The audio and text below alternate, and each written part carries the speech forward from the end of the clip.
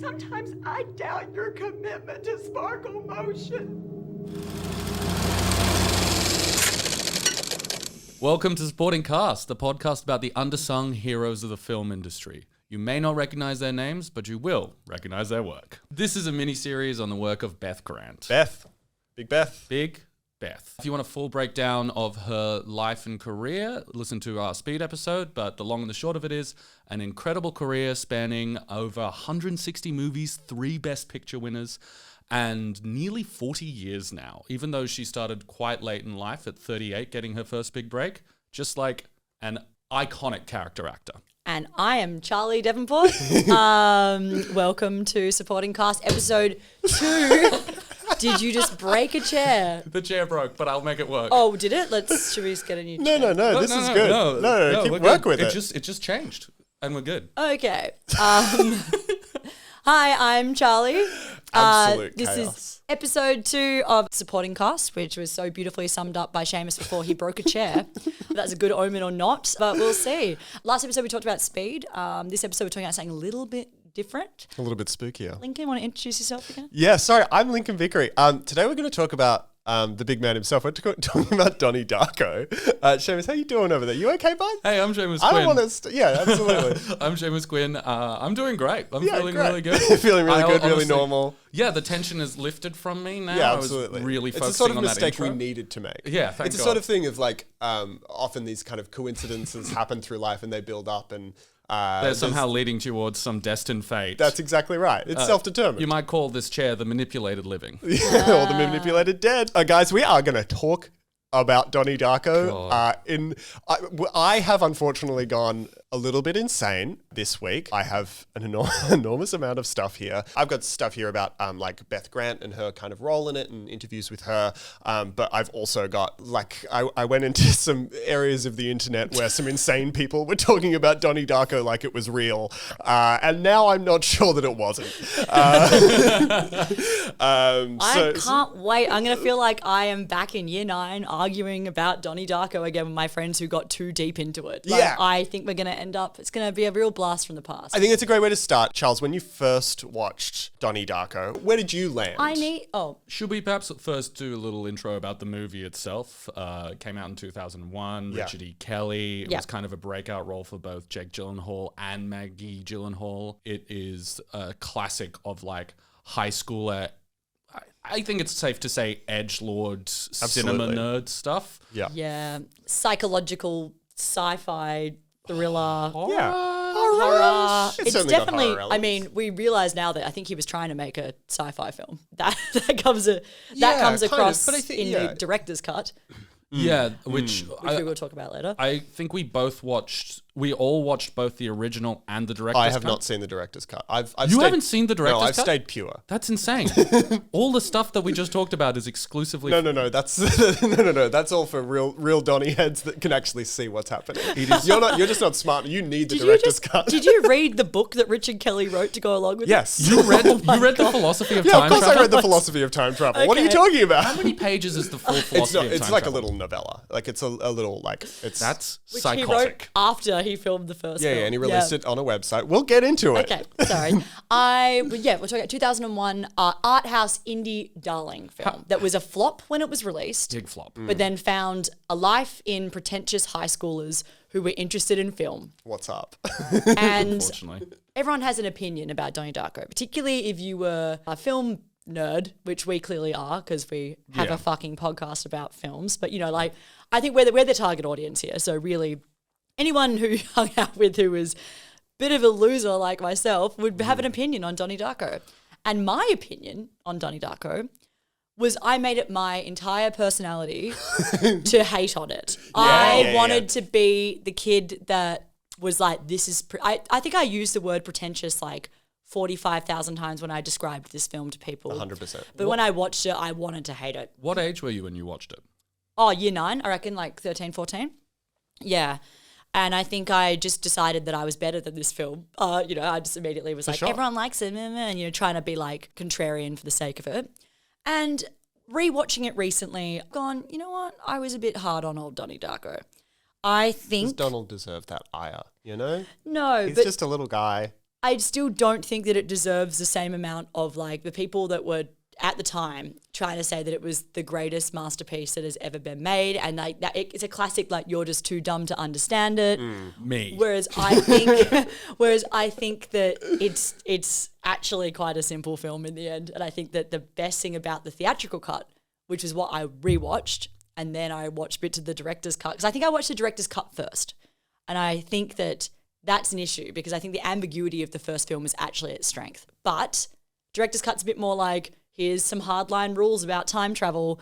I'm a sci-fi guy, serious writer. Let's do this. Anyway, we're really going off on a tangent here. We'll do like a breakdown of the film. Absolutely. And- we're going scene by scene. Yeah. We're getting deep.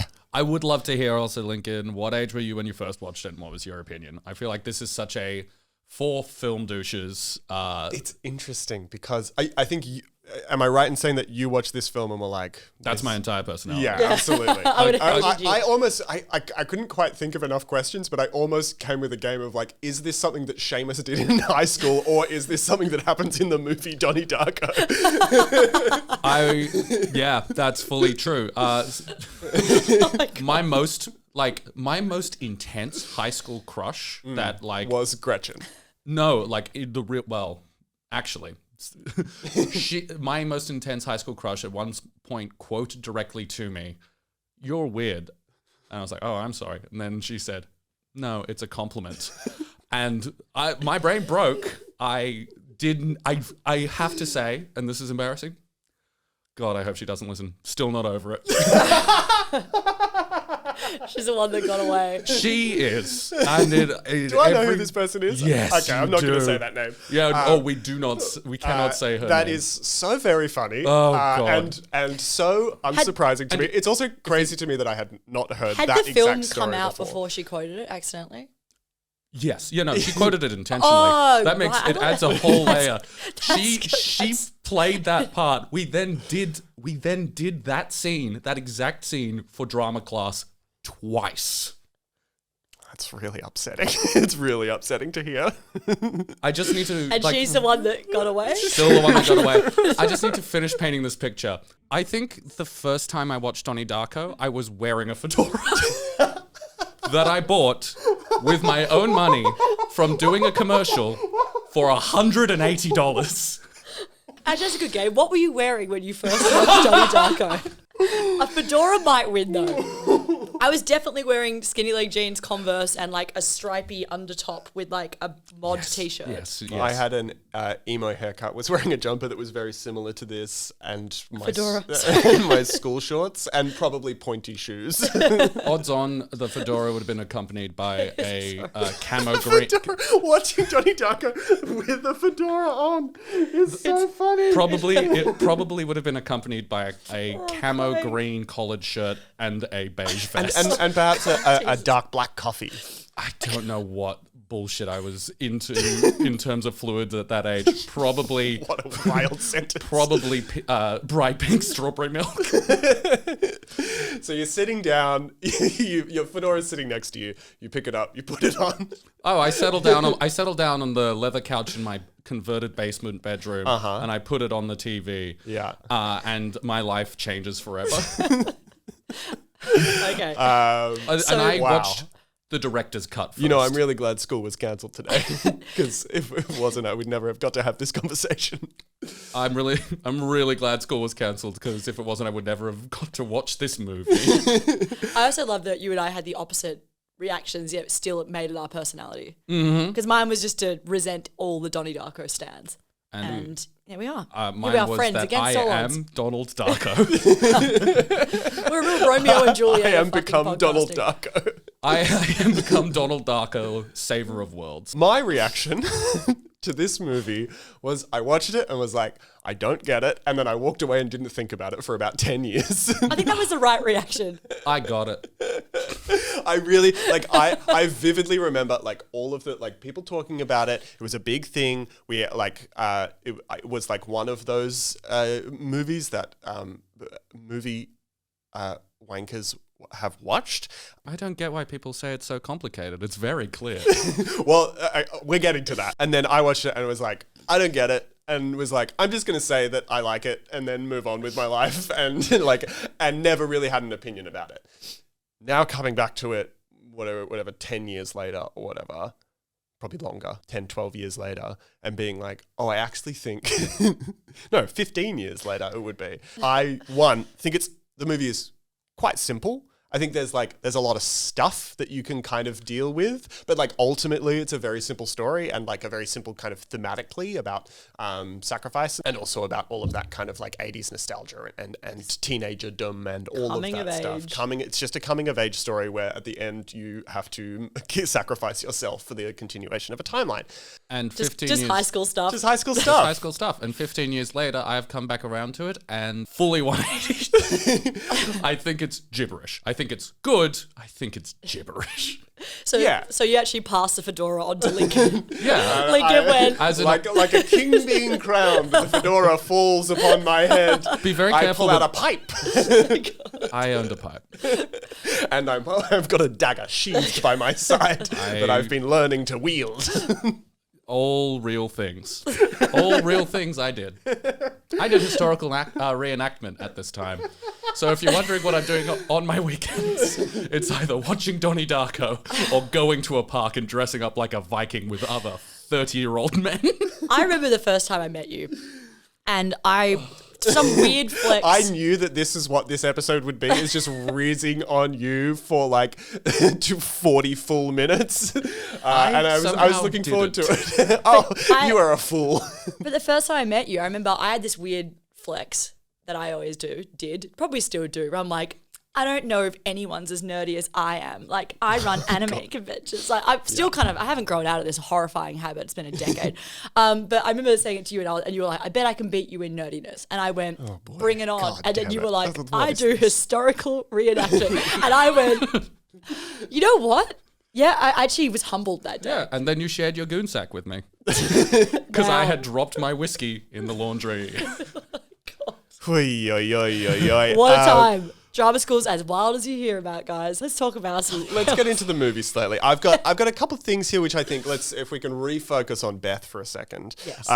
Some interviews around her and some interviews with Richard Kelly. So the interview says another thing that sticks out is of course the scene where Beth Grant goes to Donnie's mum to ask her to fly Sparkle Motion to their TV appearance while she defends Swayze's character. And when the mum is reluctant, Beth yells, "Sometimes I doubt your commitment to Sparkle Motion.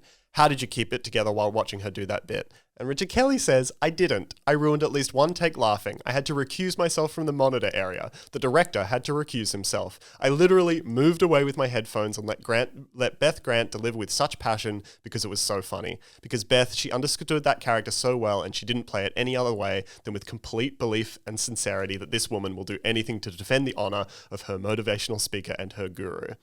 I just think that's real nice. That's from Variety because I read the same Yeah, interview. right. You read that's the Variety one. But I loved that as well. That's Yeah. on my notes as well because I just went, oh, fuck, she's so good. And he's right. Like, in this performance, she gives it 100. Like, you just believe her. Yeah. Like, it could come with a worse actor, it would be too much. You also hear her talk about this character in interviews, and she's like, I don't think she's a bad guy. I get her.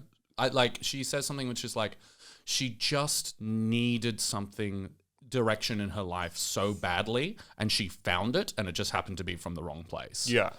And I think there's something, I picked get into fear. a bit later of like, there's something so like, you could make that character very two-dimensional and very just like evil and like a little lackey for Patrick Swayze's character, but there is such like a pathos and like a pity and like, yeah, there's just there's a three-dimensionality that I don't necessarily think is in the script, which is fine, but is in the direction and the performance that I think is actually kind of incredible. I think that's the thing that saves this movie from being complete pretentious wash, is that there is just a real love and three-dimensionality to all the characters. Yeah. I think the best thing you can say about this movie is that I don't think any of the characters are shallow in either performance or kind of writing, maybe with the exception of one character, but I think it's a movie that gives a shit about the reality of the people in it. Yeah, which 100%. is I think it's a lot to do with the cast. It's a stacked cast in general. It's a huge cast. Like, stacked as fuck. everyone is a good actor in this movie. On that, there's another quote from Beth where she says, "It's the kind of film an actor like me just prays you will get a chance to do something like this. An independent art film with something to say, something that can, does it sound hoity-toity to say change lives? So we read, and then instead of saying, I doubt your commitment to sparkle motion, I said, I doubt your commitment to miracles in motion. And I was like, oh, darn it." That's the sort of thing where it's like, that's kind of the clear, like, I think everyone kind of involved in the production of this was like, it's that thing that we talk about with Holes a lot. The movie Holes, which we will get to. I can't wait. 100%. I'm going to be sick for that episode because it's going to go for honestly 3 days. Yeah, that's right. It'll be a Holes marathon. You can It's actually a 24-hour live charity stream where we talk about holes. And we just watch it constantly. So keep it on. Holes is the way that you can measure whether or not you should see a movie. If a movie is better than the movie Holes, go see it. If it's worse than the movie Holes, you can probably skip it. I genuinely believe that. It's the epicenter of all cinema. Speaking of which, your game, is this movie better than Holes? I think Holes is a pretty good movie. Holes is a pretty good movie, and I think, but that's the point. Is like it's a difference between like a great movie. Yeah, it's like when you go above kind of Holes, then you're getting into like, no, that's a movie you gotta see. Yeah, and Holes is kind of the thing that I was saying is the thing that we talk about. I'll get back to whether this movie is better than Holes. The thing that we talk about when we talk about Holes is that everyone, cinematographer, editor, every actor, the director, unfortunately Shia LaBeouf is like just firing on all cylinders, and it kind of elevates this thing which could be it's kind of messy. It's really weirdly structured. Yeah. Wow, there is a lot of crossover between Holes and Donnie Darko now we talk about it. Yeah, absolutely. They're both coming of age structured. It's kind of messy. They're both coming of age stories. They both have time stuff. They both have time stuff, but the everyone coming together and really giving it their all lifts it into the realm of just real watchability. Absolutely. And even with all the like timey-wimey kind of pretension of this movie, I think because of everyone kind of just throwing themselves at this kind of 25-year-old guy who's like, I don't know, man, I've got a Tears for Fears song that I really want to play here. We don't have the rights to it yet, but I'm going to time this whole sequence to it anyway. A wild thing to do. Exactly that thing. It just elevates the whole thing. It's crazy to imagine Drew Barrymore obviously put her own money into this, like helped produce the film with Flower Studios, I think is her studio name. Like, helped to produce this thing. Like, everyone was just like, saved it. The cinematographer is like some old guy, like some 70s cinematographer that had been doing it forever, who was like a big name and was just like, I don't know, sounds good. And the look of this film is incredible, genuinely very, very good. Patrick Swayze to be in it, like, you know, just because I think the producer that worked with Flowers, company's whose name I need to write down, was credited with getting a bunch of bigger names on board, like someone who read the script and went, I believe in this. I'm gonna, And the reason, we can get into this now, the reason that producer read it was because Richard Kelly was friends with Jason Schwartzman from, I think, film school. Yes. And so they basically, Jason Schwartzman was like, I really, really like this script. And he was kind of getting, I guess it's post Rushmore, right? Yeah. And he was going to play Donnie Darko. Yeah, and he was going to play Donnie Darko. That is a really interesting film to me because that is like, that ups the comedy, I think, because I think Jason Schwartzman is a great actor, but like kind of a much more comedic, and I can see that kind of like off kilter, a bit hack to say Wes Anderson-y, but it's like awkward, but that sort of kind funny of awkward funny guy, and there's such an like, I think it was probably best for the movie. Much better. But it's like, I can see why you would write that role for him. Yeah. I get why I could see that movie. And I don't think that movie's bad. Jake Gyllenhaal's intensity is like the thing that kind of envelops the movie, and his darkness and his kind of vulnerability is the kind of thing that surrounds the movie and makes it feel scary when it needs to be scary and then funny when it needs to be funny. Like, speaking of Donnie alternates though. Oh yeah, let's talk. I couldn't believe it when I read that they so bad. offered the role, I think, to Mark Wahlberg. Mm-hmm. Absolutely. Who then refused to do it unless Donnie Darko had a lisp.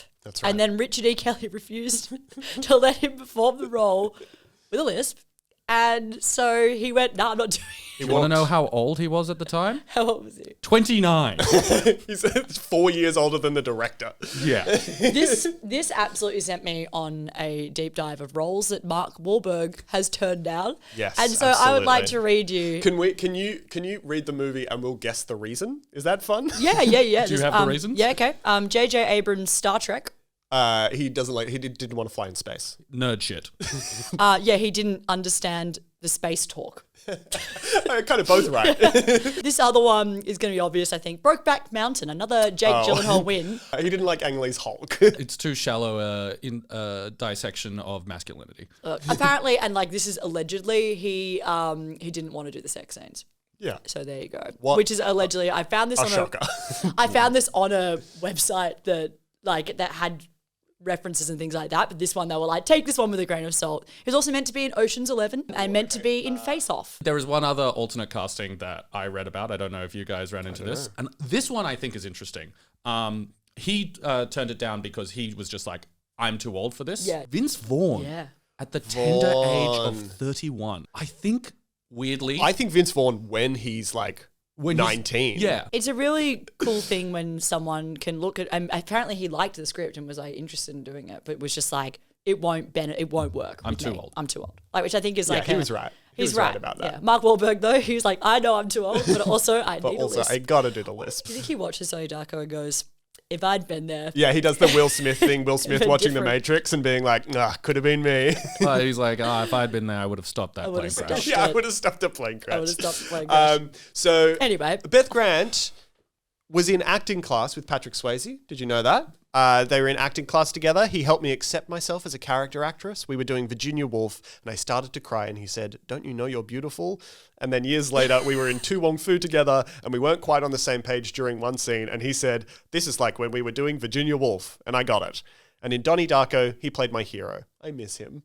Oh, She's just such a sweetie. Every quote is like, she's just the From what I sweetest gather, lady. Patrick Swayze is a fucking legend because I read about before they even started the principal photography on this film. There's an infomercial that his character does, and they filmed that on location at his own house on his ranch. Oh, that's great. So they all went up there a week before they started shooting. It's a Richard Kelly interview, I think the same one actually, Variety.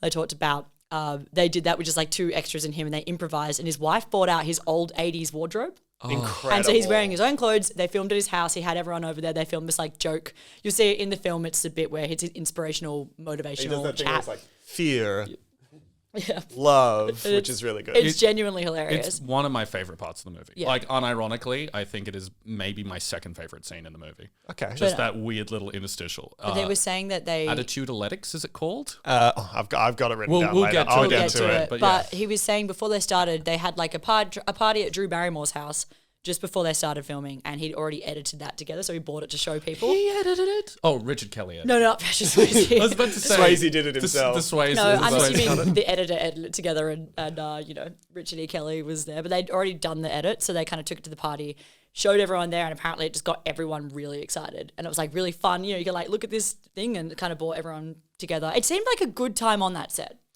Yeah, I mean, there's a bunch of stuff about that set that is so crazy. The fact that Richard Kelly decided to film the whole thing in 28 days. Because he's like, well, the movie takes place over 28 days, and therefore the movie needs to be filmed in 28 days. He also I wrote think it that- in 28 days. Yeah, and he wrote it. Yeah, he wrote it in like a month. Like it's such a bizarre choice for a like first time filmmaker. It's a very first time filmmaker kind of choice. Yeah, it's a very like it's all fucking one thing, man. Like it's all He's so funny. I watched there's a production diary and it's him and Stephen Poster, the cinematographer. There's a couple things from this production diary. I didn't watch the whole thing, but one of them is like it's just Richard Kelly going through like the Tears for Fears like opening thing, and he's so pumped about it and he's so cheesy about it, and that's the thing that has really kind of swung me on this movie of being like from like I don't get it to being like over like, you know, when I hadn't rewatched it being like that's like film bro shit, like that's boring, that's like, you know, it thinks it's cleverer than it is, really pretentious, to like watching Richard Kelly go through this stuff and the movie itself, but like watching him go through this stuff and he's just so like heartfelt and like so into it and like is having a great time. They also, this is a complete side tangent, there's a bit where he's going through this Tears for Fears kind of opening thing, and he makes several mentions to Sarita Chowdhury, who's like an actor. At that point, I think she had just been in Mississippi Masala. I don't know what else she had been in that time, but she's not in the film. And she's like she's certainly a big actor now. I think she was probably much smaller then. They must have cast her, and then obviously maybe she had another project, or maybe they ended up not getting her for some other reason. But he's like talking about Sarita Chowdhury all through this kind of production thing. And I don't know which character. Maybe she was playing Gretchen, maybe? I don't know. Sarita was at some point involved in this movie and has disappeared into the wilds of Donnie Darko myth. Maybe she's sitting at home with Mark Wahlberg wearing She a also fedora. was.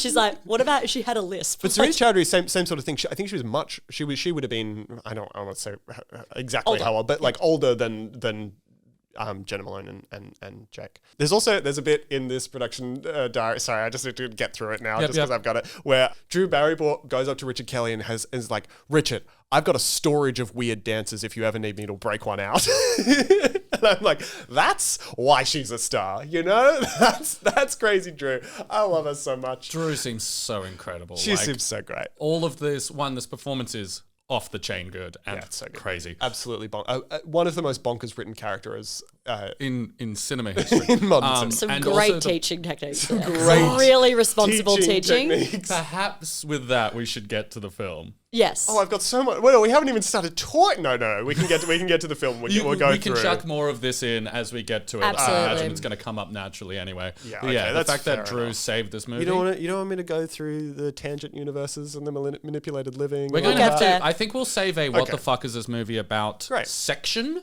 to the end because I think that's a very important part of talking about this movie. And that's why everyone's listening to this, let's be honest. Everyone I know Everyone's what the fuck we like, think well, I happened need in this Donnie to be Darko. unlocked. Why the fuck did they talk about hats for half an hour? I need to understand the movie Donnie Darko. I have an assignment due in 15 minutes. Was there one I had? There was just in that last production diary, you do see like Beth Grant working a little bit, and it's the big thing where she's like holding up the book and the Graham Greene book. So good. And she does it, and then like goes to Richard Kelly and is like, how do we feel about the thumb? And he's like, I like the thumb. And I'm like, that's great. I love to see actors work, and I love to see like the very mundane thing of like, I'm going to put this finger up, or I'm going to move my arm like this. And like that is such a big part of acting that doesn't get talked about a lot. Of Gestural like, stuff. Hey, you've got to move your shoulders slightly to the right because that will change the shot entirely. And all that stuff is so interesting to me. Beth is great at it. Beth is, just like old pro, knows exactly what to do. Let's get into the movie. Let's get into the movie. I apologize. I did warn these guys as we were coming in yesterday. I was like, hey, I got a lot on old Donnie, and I'm really sorry if this podcast might be. I do think it's interesting to know how this film was made because it seems like you're like, how did this 25-year-old get this production company with these actors? How did that all happen? Even he seems surprised by it when he talks about it. 100%. Yeah, he seems like I got no idea. Jason Schwartzman gave him an in with Coppola, right? That was how that happened. Yeah, I think so. Francis Ford Coppola is Jason Schwartzman's uncle. Uncle? Yeah, they're related or cousins or something like that. Yeah. Yeah, and I think that he read the script and got interest in it, and they had like a breakdown, a chat about it, and I think that Richard E. Kelly cites that as a large reason why that film ended up getting the attention that it did, and also because of Drew Barrymore's production company getting behind it. I love that they had a meeting with her on the set of Charlie's Angels. Did you read that? Oh, I did not read that. Yeah, they That's went in really to good. meet with her mid, like he was said he walked when she was doing Charlie's Angels. There's also the thing of like how he, like the idea of where it came from, which is when he was a kid, he blew ice from an airplane, crashed into a friend of his that lived across the road. Oh, piss. Yeah. Isn't that a complete urban legend that can happen? No, it's real. It's like it doesn't. They're not allowed to do it, but it happens sometimes. I think I don't know. Don't quote me on that. I thought it was a full urban legend that blue ice, which is toilet stuff from an aeroplane. Just poop and piss. I thought that was a complete urban legend that it can fall out of the sky and hit people's stuff and heads. Richard Kelly says it happens to his friend. So. I think it happened from what I read it. Hey, he heard it on the radio. Oh, right. Yeah. Maybe I've I've spiced up the story. His friend. best friend who lived And- next door to him. All He was doesn't cite his inspired sources, by. Lincoln. I think it was meant to be the ice came off the wing, and it did happen. And The ice came off the wing. and the kid wasn't in the room when it happened. That was the story that he heard, like the local news. A large piece of ice fell off the wing of a jet plane and smashed into a house somewhere near where I grew up, into the bedroom of a teenage kid. All right, I did spice this up a little. Yeah. His secret lover. His secret lover. Richard Kelly was killed by an ice block when he was 15. Yeah, that's right. And then he came back. In a time loop. And then we're in a time loop right now. This is a tangent universe that is still yet to collapse. All right, let's go through the film. Let's do shot for shot, baby. Yeah. Yeah, we didn't even talk about Reagan. Okay. We'll get to it naturally. So movie starts, Rolling Thunder sounds. The New Market presents, in association with Pandora, a Flower Films production, which is Drew Barrymore's, a Richard Kelly film, all in beautiful papyrus font. That's what kind of pops up. Is it papyrus? It's papyrus-ish. My first note was, what font is this? And we spent ages thinking about it. And it's like, it's close. So it's more like a Gothica, like kind of swirl. Yeah, I had the same thought. I imagine it's like hand painted or handwritten. Oh, 100%. And then It's not, they didn't go to Microsoft Word and be like, Donnie. Here's the thing. They didn't for this. And I'm upset we're already referencing it, but they fully did for S. Darko. That's right. We will get into S. Darko, a Donnie Darko story. It's the sequel to this film that was made in 2009. I watched all of it. Seamus watched as much as is humanly possible, and I'm a sick boy, and I watched all of it. We will get into that after going through this good movie that I like. After this good movie. Panning shot of a California vista. We see a figure lying on the ground, his bike laying to the side. He slowly gets up, looks over the mountains. It's Jakey G. He looks like a little baby. Baby. He's a tiny little baby. How old was he when we filming this? Like 19? He's maybe 20. He looks, especially talking about Vince Wahlberg, Vince Vaughn and Mark Wahlberg. Mark Wahlberg? He looks actually right for the age. Like, I was surprised how close every child actor in this movie looks. Like, they're all, it's not something like watching, Grease. Glee. Yeah, either one. Grease, where they're actually 40. Yeah, where it's like, all of these people are too old to be here. They have a receding hairline. Or Christine. Have you guys seen the John Carpenter movie Christine, where it's like 50-year-old guys like smoking cigarettes? They're all teenagers. Good. It's really good. So then we get the Donnie Darko title, awful font. I really dislike the font of this movie. Yeah. Donnie starts riding his bike. The Killing Moon plays. We haven't talked about the soundtrack of this movie. Obviously, that's kind of a huge part of it. I literally wrote, soundtrack is the MVP of this fucking movie. Yeah, it really honestly, helps. it's doing a lot. It is the most valuable player, unquestionably. I love this sequence, to echo Man and the Bunnyman, because I think both this, and we'll talk about it later, but Tears for Fears one are two of my favourite sequences in this film, because I just had watched Southland Tales whenever I rewatch this. And there is another movie by Richard E. Kelly, which is not, I know, we'll get into this later, but like I'll say that it does feature an extremely exposition-y voiceover, which Donnie Darko, I think, we know who this family is by the end of this sequence. We get the vibe. It's kind of like, we know where they live. We know their relationships with each other. You get so much from this sequence. And also the playing with the time. It's so weird to think that time tracking thing, as in you slow motion and then goes back to normal. Yeah, it has this variable frame rate. And I think these montages are like, it's hard to do that well. Because I think I'm a real sucker for it. I think it's my kink. I'm like, I love a montage that introduces characters that has a cool song. Absolutely. Absolutely. I wish my life was just all that. You know, just like, that's all that's happening. It would make life easier if it was like, hey, we're going to this party. Like, you introduce everyone and then you come in on a scene that actually matters. That's how I enter parties. I walk in, the music's playing, and I slowly pan in on people's faces. And then I go to another face, and then I look closely at a red cup, and then I follow a little ping pong ball landing in the cup. And then, oh my God, you're holding a knife. You're going upstairs. Oh my God, it's your sister. Yeah, no, I'm not popular. Yeah.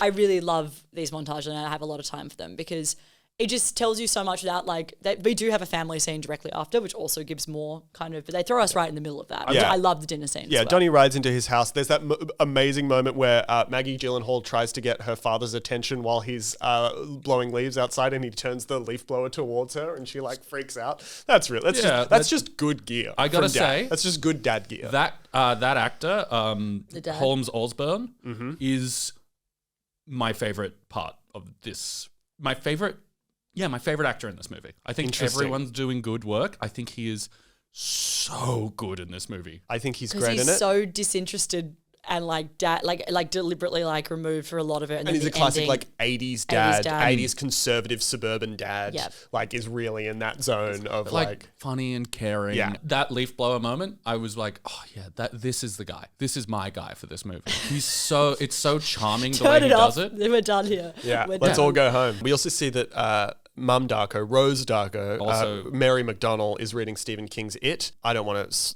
spoil my things for the end of this episode, but holy smokes, Mary McDonnell is incredible in this movie. I agree with that as well. She's good in everything. She's so good. But my God, does she love to tear up in every scene? She's just Every got, she like has single a scene. constant like sparkle in her eye, like she's just about to cry. Yeah. It's really good. It works I think in it's this a lot. powerful. I should mention that Where is Donnie is written on the fridge. We I have several kind of also- Where things written on the fridge, which is good, which of course S. Darko replicates in the worst possible way. I'd like to point out the song in the director's cut is different. Yes, I So- wanted to double check this with you because I watched the director's cut more recently. So this is a huge thing. So Echo and the Bunnymen, similar to the Tears for Fears thing, where he just decided that he was going to time to that without the rights. They got the rights to that one.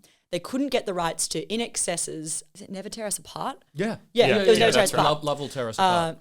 No, it was In Excess. Never Tear Us Apart. Never Tear Us Apart. Love Will Tear Us Apart is It's Joy later Division. in Do the do movie. do. Yeah. Yeah. Sorry. So that he timed that to that apparently, and then when the director's cut came around, they had the money to get that song, so he replaced it, and it is way worse. The Echo and the Bunnyman song is so much better, to the point where most of the critics are just like, "That was really dumb. Like it didn't work. Like why did you take out an iconic '80s song that was like I think a bit more in the tone of it as well?" Apparently, the lead singer of Echo and the Bunnymen said was angry about it. He was like, "That was dumb." Yeah, why'd you Yeah, replace he me? was like, "Why'd you Bro, replace I our fixed your song? movie for you. Are you serious?"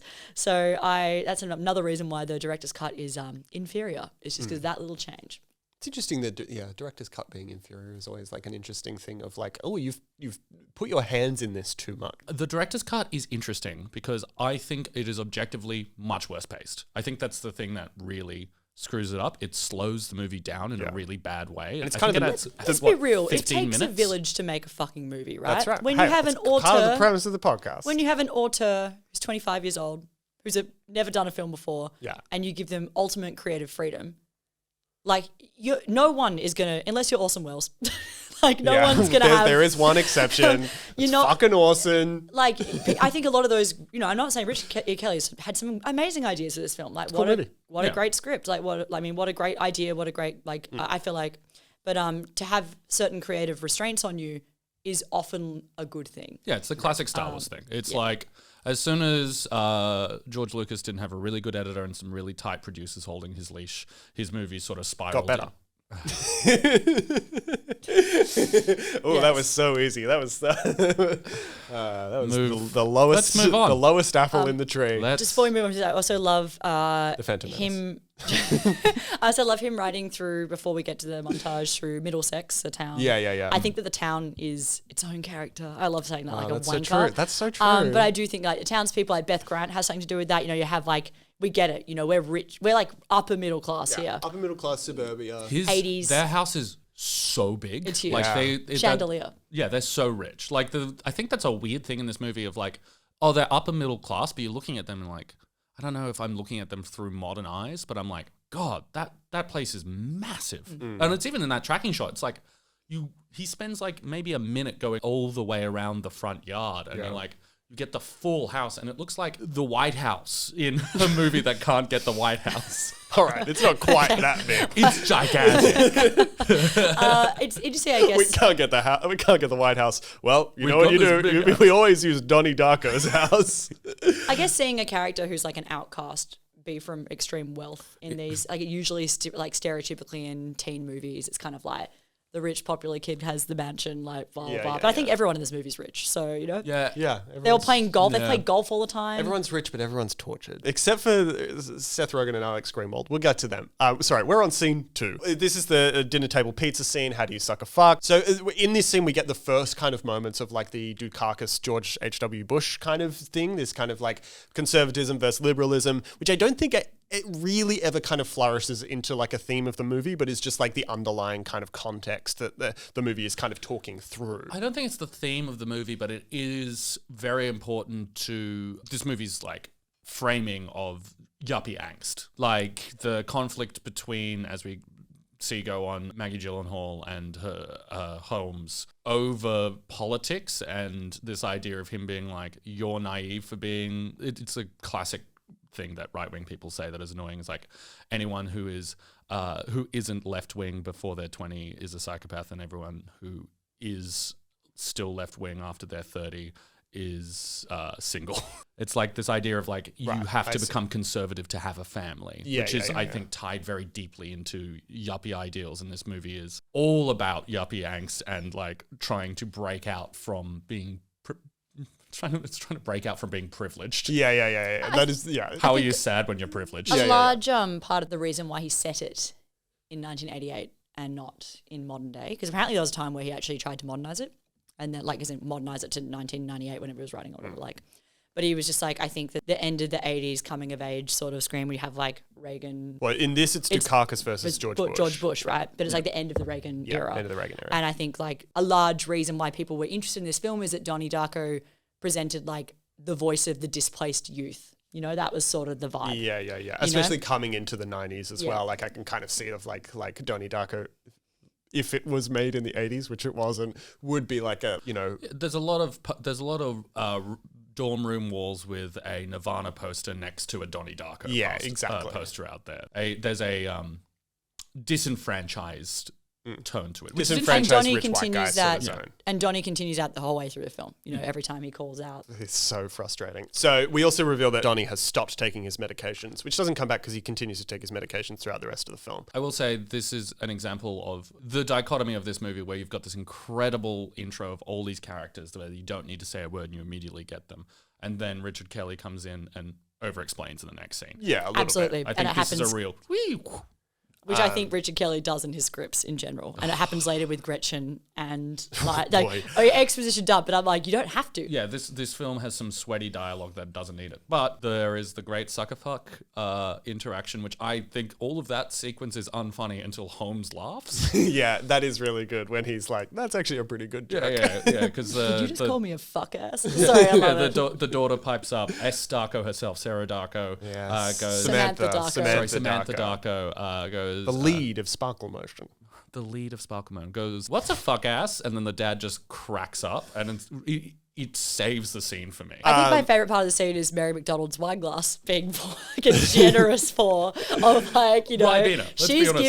she's giving wine mum this entire film. God, she's so good. She's giving, I'm actually smarter than my husband, but I've given up it all to be a housewife who resents, you know, I mean, she's like the Absolutely. her and Beth Grant, they are like that dichotomy of character. And it's why that scene is like the scene in the first Avengers. It's like when Beth Grant and Rose Darko have a scene together, it's like when Thor and Captain America, you're finally like, whoa, these two giants. I agree. It fucking rules. So Donnie's reading later and Rose Darko comes in and wants to know where he goes at night. He calls his mother a bitch. And then Dad Darko's response is, you're not a bitch, you're bitching, but you're not a bitch. That's the other thing it's really, really good stuff. The other thing that holds this movie together is that they love each other. I don't think... that's the healthiest sex life of any married couple I have ever seen represented on my screen. Without ever seeing them have sex. No, there's just this intense, cheeky love, which is so nice to see. They're always holding each other and like always, they have a healthy relationship, you know. Yeah. Like she gave up her career, sure, but she loves her husband. Yeah, I think she's we don't know pretty anything about his happy. character, I just made that up, but that's what I got. It feels like she's happy. It feels like they're both happy, which is, I think, really important. Well, what's interesting is the movie doesn't work if he's in a troubled household, weirdly. Absolutely, because that's a part of it. It's like, it's kind of nice to see, you know, like the stereotype of like, he's from a troubled, broken home and therefore he's crazy. But it's just kind of like, no, this kid has got like everything you could possibly ask for. It's like a very loving house, lots of money, going to a good school. He's smart. He's got like Maggie Gyllenhaal as a sister. Wait, that's weird. I don't know why that'd be. She's cool. It would be cool to have Maggie Gyllenhaal as a sister. It would be very pretty confusing cool. for me. Okay, and we're moving on. So Donnie takes his pills before bed. He's not happy. He's sort of kind of a disaffected youth, you might say. Later, everyone's asleep. The dad, well, not everyone. The dad is watching Dukakis and George H.W. Bush debate. He obviously loves George H.W. He's like, tell him, George, which is very funny. He quietly goes, Dukakis. Then, bang, we're in Donnie's bedroom. We hear a voice say, wake up. Yeah, no, bad. And then Donnie gets up, and then it pans up to an American flag, which is so lame. Yeah, we were saying crazy. It's so crazy, like to have a shot quite as lame as that. But also, like, why would Donnie have an American flag on his? I know Americans are crazy. Americans are weirdos, and they love their flag. But like, a teenage boy having, can you imagine like me, disaffected rich white boy, having an Australian flag on my roof? That would be, It's weird, that would be Donnie. like, that's more schizophrenic than seeing a bunny rabbit. Like, It's out of character for Donnie as well. Yeah. Like, I think it makes sense if it was just in the house somewhere, because like the dad would have an American flag. For Absolutely, Sure. You know, yeah. like the parents would. But I mean, for Donnie too, it's weird. The American flag is used in this film in frankly baffling ways. completely bad. It has no idea what it's saying about the country America. It's terrible. So Donnie walks past his sleeping father to find Frank outside. Frank is a big rabbit suit guy. A 6 foot tall bunny rabbit. Who tells him that the world is going to end in 28 days, 6 hours, 42 minutes, and 12 seconds. I do have some stuff on the actually creation of the bunny suit. Yes. So obviously Richard Kelly sketched out Frank's face himself. Those sketches you can see later in the film. They're the ones that Frank, the guy, is like looking at. And April Ferry basically created the fursuit herself and recruited a sculptor create the twisted grin. Because Frank doesn't have to perform any big stunts or even do much walking in the film, the mask itself has extremely limited visibility. And then Kelly says, I was very adamant that it had to make an impact. It has to disturb people. It has to make the audience sit up in their seat and have a really intense response. And he talks about like the first time they came on set that everyone just kind of like stopped and looked at the fucking bunny suit and were like it like changed the thing in the room. It's like obviously iconic for a reason, but it's like one of the most incredible costume designs. I would like to read to you a few snippets from April Ferry's career. Flubber, Jurassic World, Elysium, The Box, Richard Kelly's movie, Terminator 3, Rise of the Machines. Machines will rise. The machines will rise. I don't know. That seems like a fun mini-series to me. I would love to do April Ferry. Put him on the list. The ominous character is inspired by Richard Adams' dystopian novel Watership Down, which I have never. Have you guys done have you been down the Watership? I'm taking the silence as a yes. In the director's cut, Drew Barrymore teaches that book. It replaces. Oh my god. Yeah. No. It's so heavy-handed. There is There's an no ambiguity there. My notes for this are all on the director's cut. So there are going to be scenes I'm going to pull out that you just haven't seen. I just haven't seen and don't want to. And that, oh god, there's some bad shit in the director's cut. Then we have this incredible sequence where Maggie Gyllenhaal comes home. That incredible kind of chandelier sequence where it's in this kind of like moving variable frame rate. I think Richard Kelly gets so much out of this chandelier and stairwell. I think it is so well, like everything, he uses it a lot through the movie where he's like panning up through it and like looking back down it and with the chandelier itself. I think it's like a very good use of space. Richard Kelly talked about in conversations with the cinematographer, he really used Peggy Sue Got Married, the Francis Ford Coppola movie, as like the reference. That movie's set in the 60s. I watched it recently. That movie's set in the 60s and is this kind of nostalgic, very shiny look at 60s high school. And this basically lifts that and then takes it to the 80s. And it's like, it's kind of uncanny that they're like, oh, these movies are actually fully in the same like photographic world. Like there's stuff like very simple, like glinting off cars, like the way that lights hits cars as like the camera's moving, which is just like almost a stolen shot, but like on a car that's 20 years later. It's fascinating. And Peggy Sue Got Married is a movie made, I believe, in the 80s, early 80s, about the 60s. This is a movie made in the late 90s about the 80s. And there's that kind of like, they're both kind of nostalgic looks back at. Yeah, they're deconstructions for nostalgia. Yeah. Then next day, Donnie wakes up on a golf course. Patrick Swayze is there playing golf with some guy. He says, guess he was sleep golfing. Pretty good line. Good stuff. So then Donnie walks home to discover a jet engine has fallen onto his bedroom. If he was there, he almost certainly would have died. The FAA is there and want to talk to the parents in private. One of the most ineffective cops I've ever seen in a movie. Absolutely. Yeah, Donnie's like, that's my house. And he's like, you can't get go in. in. And he's like, that's my house. And the cop's like, No, well. Donnie pushes past him and the cop turns, looks at him, and then slowly turns back away. Did the family know that he wasn't in the room at this Yes. point? Okay.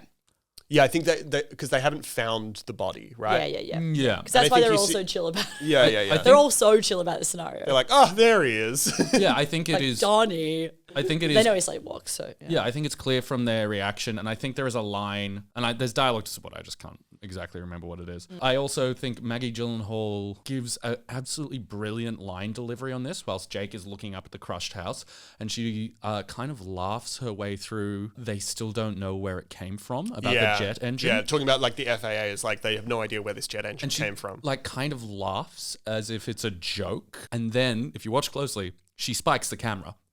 She just goes, they still don't know where it came from. That's so. I just read. This is going off on a full tangent. I apologize.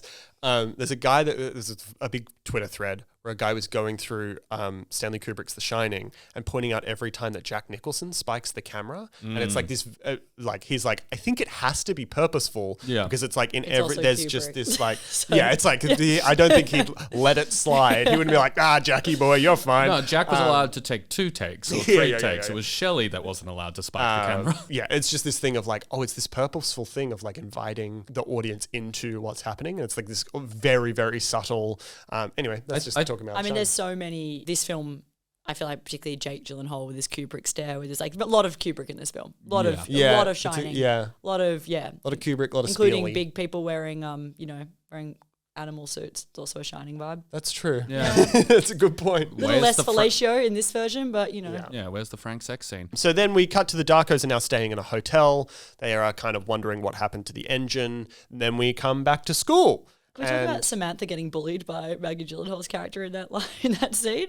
Where what did she say? she's a little girl, she's a small girl. She's 10 years old or and something. she's 8 just years like, old. hang on, if the plane engine, like, she's like, what happened to the plane? And Maggie's like, that's the point, like kind of like shuts her down really They don't intensely. know, dumbass. Yeah, something like that. And I'm like, oh, God. Okay. Did she get her revenge in S. Darko? Because I just Nope. Does she get her revenge She in just S. suffers Darko? more. No, she doesn't. So we come back to school. Donnie's lucky ass friends are impressed that he didn't die. And they say, and now that you're famous, you got to have a smoke, which is it's great. so good. And then he says, what happens if you tell mum and dad about this? And then Sam goes, Ariel goes in the garbage disposal. And then Jake delivers, you're goddamn right. It's such an action movie line, and I love his take on it. It's really, really good. We get the famous Tears for Fears long tracking shot, several shots kind of cut together, and we kind of walk through the whole school. We see Beth Grant. She's holding a poster that says attitudinal beliefs and has the highest hair you've ever seen. And a absolutely incredible cock of the eyebrow. Like Yes. it's up there, and she is, you know who this woman is immediately. Incredible.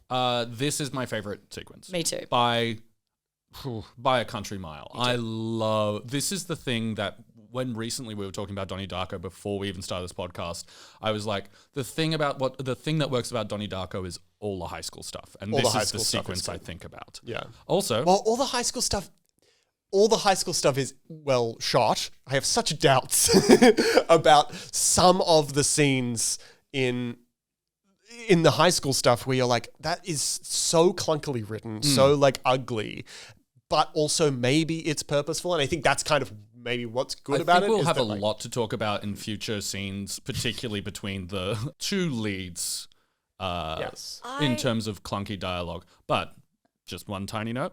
19 minutes and 58 seconds Is the Beth clock? entrance. The Beth clock. The Bethrance. I rallied behind Montage. I've talked on about Montage and how I'm obviously a fan of the tracking shot in particular. I think that the new version of any high school movie that because again, similar to the Introduction to the Family, we now know the social dynamics of this high school. We know who the bullies are. We fucking, know that's right. who the cool kids are. We know who the outcasts, we know the teachers, we know everything, just from that one sequence. Nowadays, when people write that, it's the mean girls tour through the cafeteria. Yeah, So it's yeah. that's where the bad jokes are, that kind of thing. That's it's where all the bad jokes are. Yeah, that's our crew name. We call ourselves the bad jokes. It's a We bad suck. Tina Fey and Amy Poehler really went on their first instinct for that script. But No rewrite. That's the bad jokes. That's the mean girls. but This is seriously, Gary. He sucks. there are so many now rip-offs of that, and I think this is the OG kind of version of that, where it's you get the dynamics, but it's done in a more subtle, less exposition-y way. Yeah. Less kind of meta, winking at the camera kind of way. Richard Kelly, very much at his best when there is no dialogue. When it's Seriously. But one thing I just need to point out in this sequence that I forgot both times I watched it, and every time I'm like, that's such a wild choice. When we meet the bullies, one of whom is Seth Rogen in his first film. Famous bully, Seth Rogen. Famous bully. He had done Freaks and Geeks. That's what I was wondering. I didn't check, but the same casting director cast both. Same character.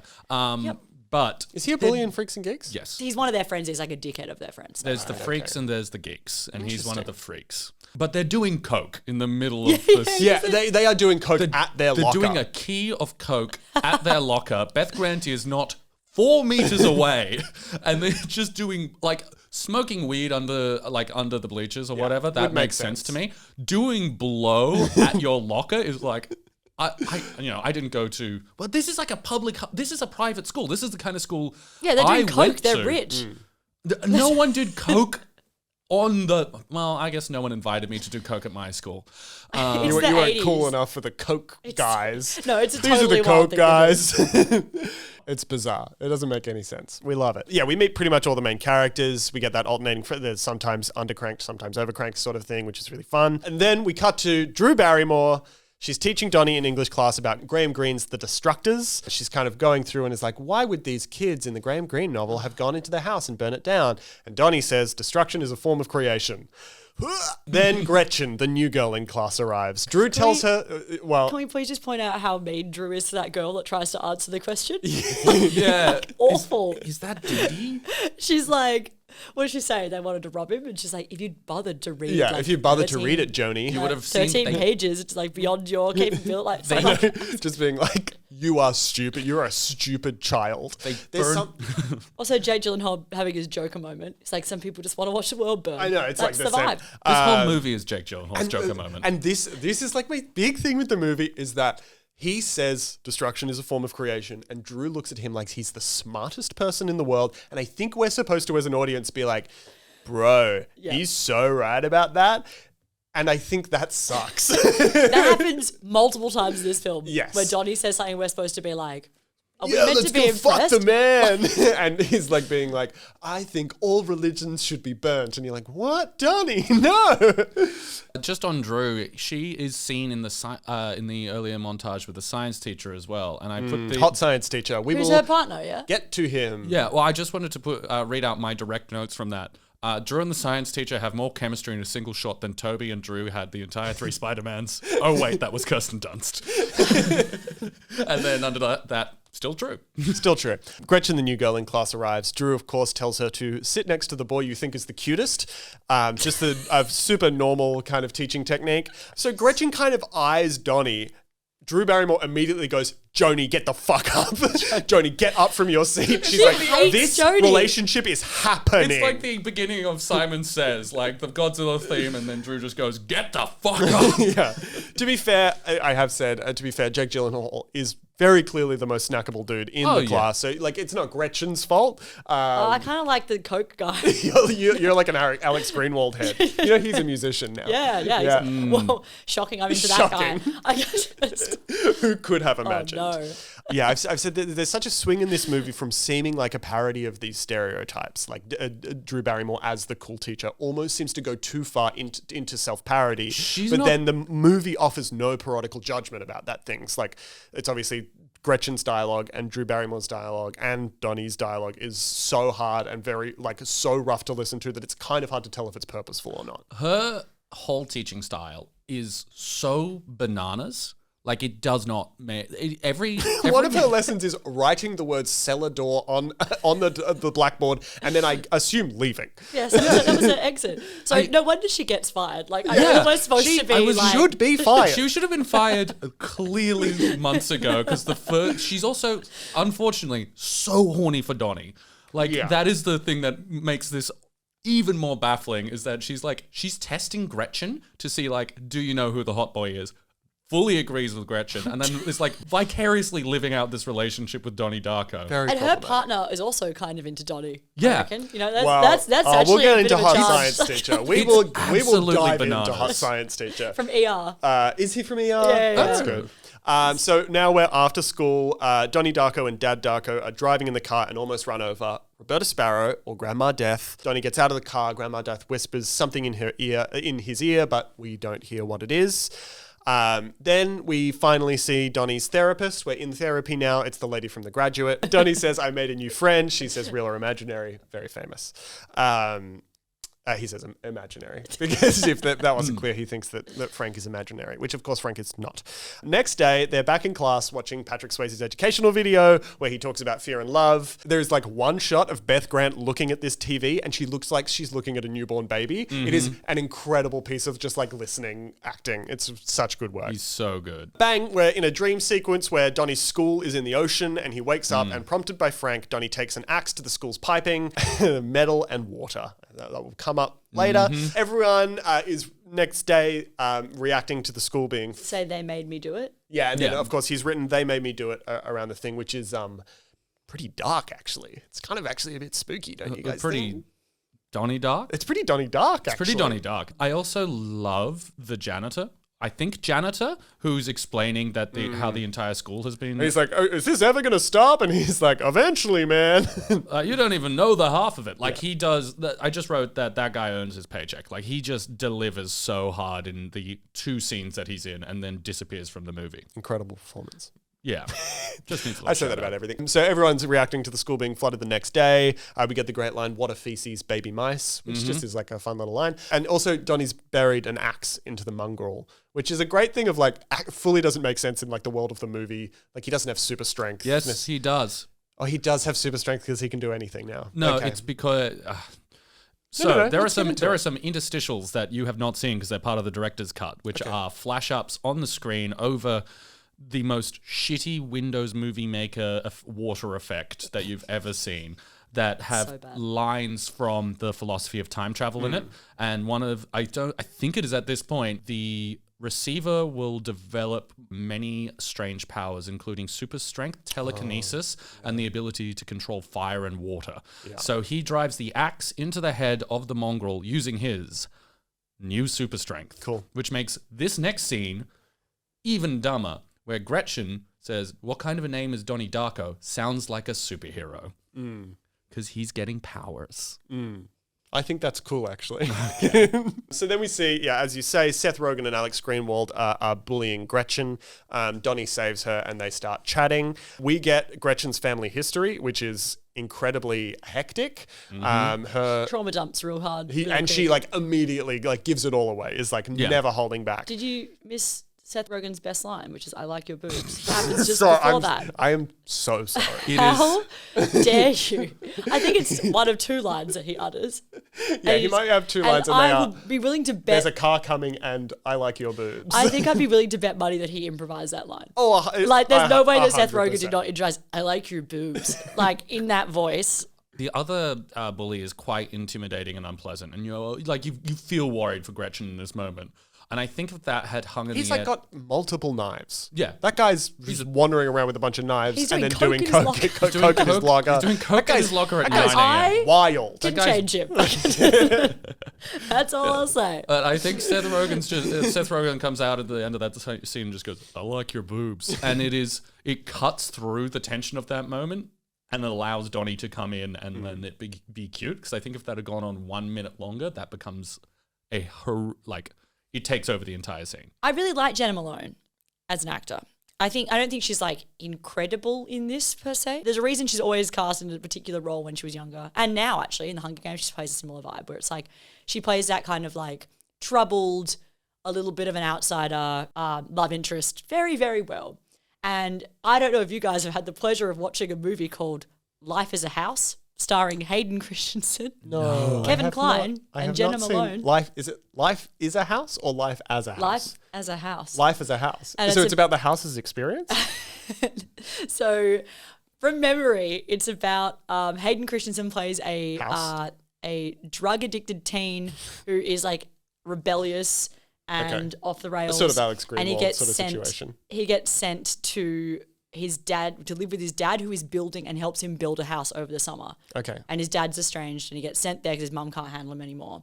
So he gets sent to this like beachside, and him and his dad build a house, and in doing so, rebuild their relationship. Wow. And Christian, that's the power of movies. Hayden Christensen, I had the biggest crush on him in that film. Well, was he in good Life in as a House. Yeah.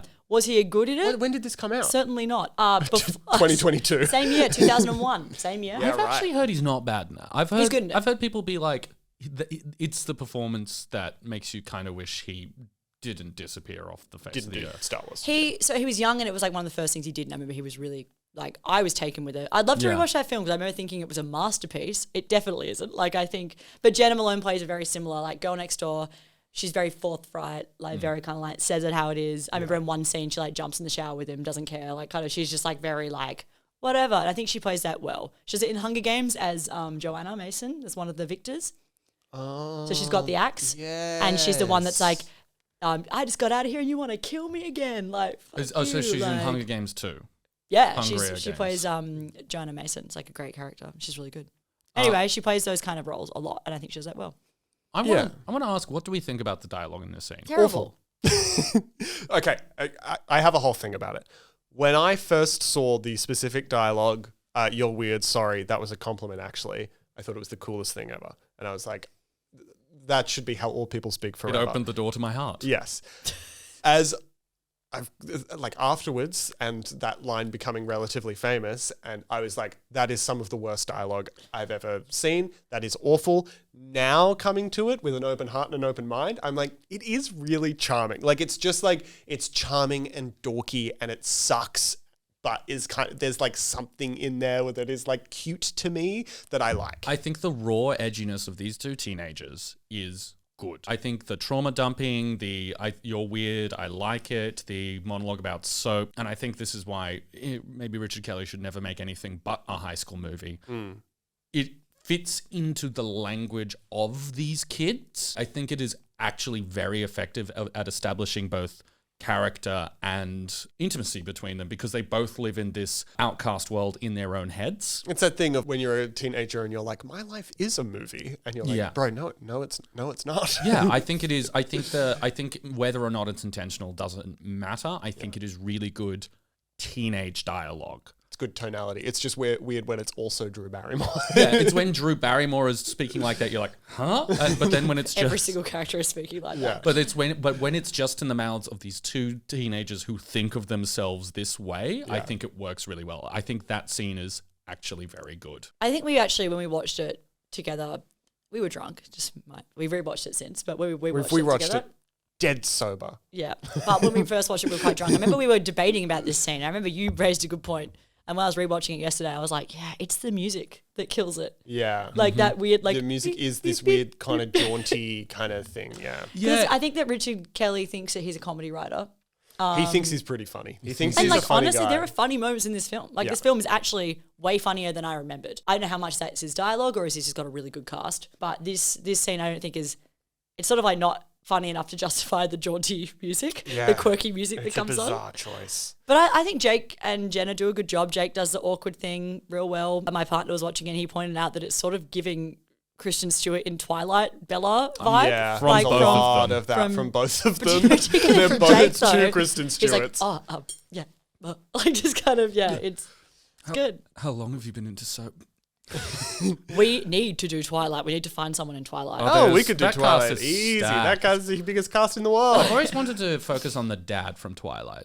Oh, he's the hottest. Okay, when you're an adult, you're watching Twilight for Bella's dad. Yeah.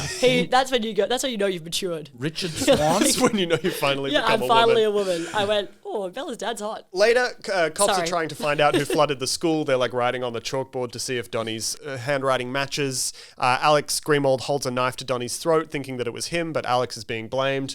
Hectic scene that never kind of does it goes anywhere.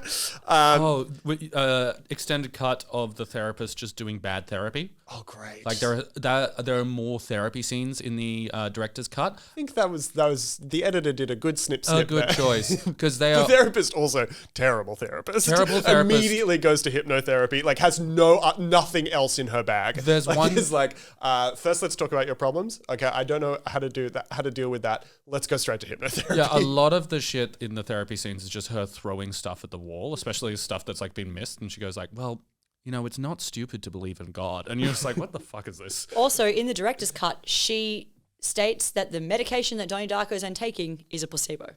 It's so That is weird. actually a part of the director's cut, and it's not in the theatrical cut. And That is I bad. was confused by it, and I was like, oh yeah, so she really is not a good. No, she. That kid should probably be medicated. Throwing it out there. Yeah, of He's course. like, I, hey, I think that he's Donnie like, Darko hey. should be on some sort of medication. Yeah, like, I'm but pro also medication. Giving Giving a incredibly troubled teenage child a placebo and being like, it's part of my experiment.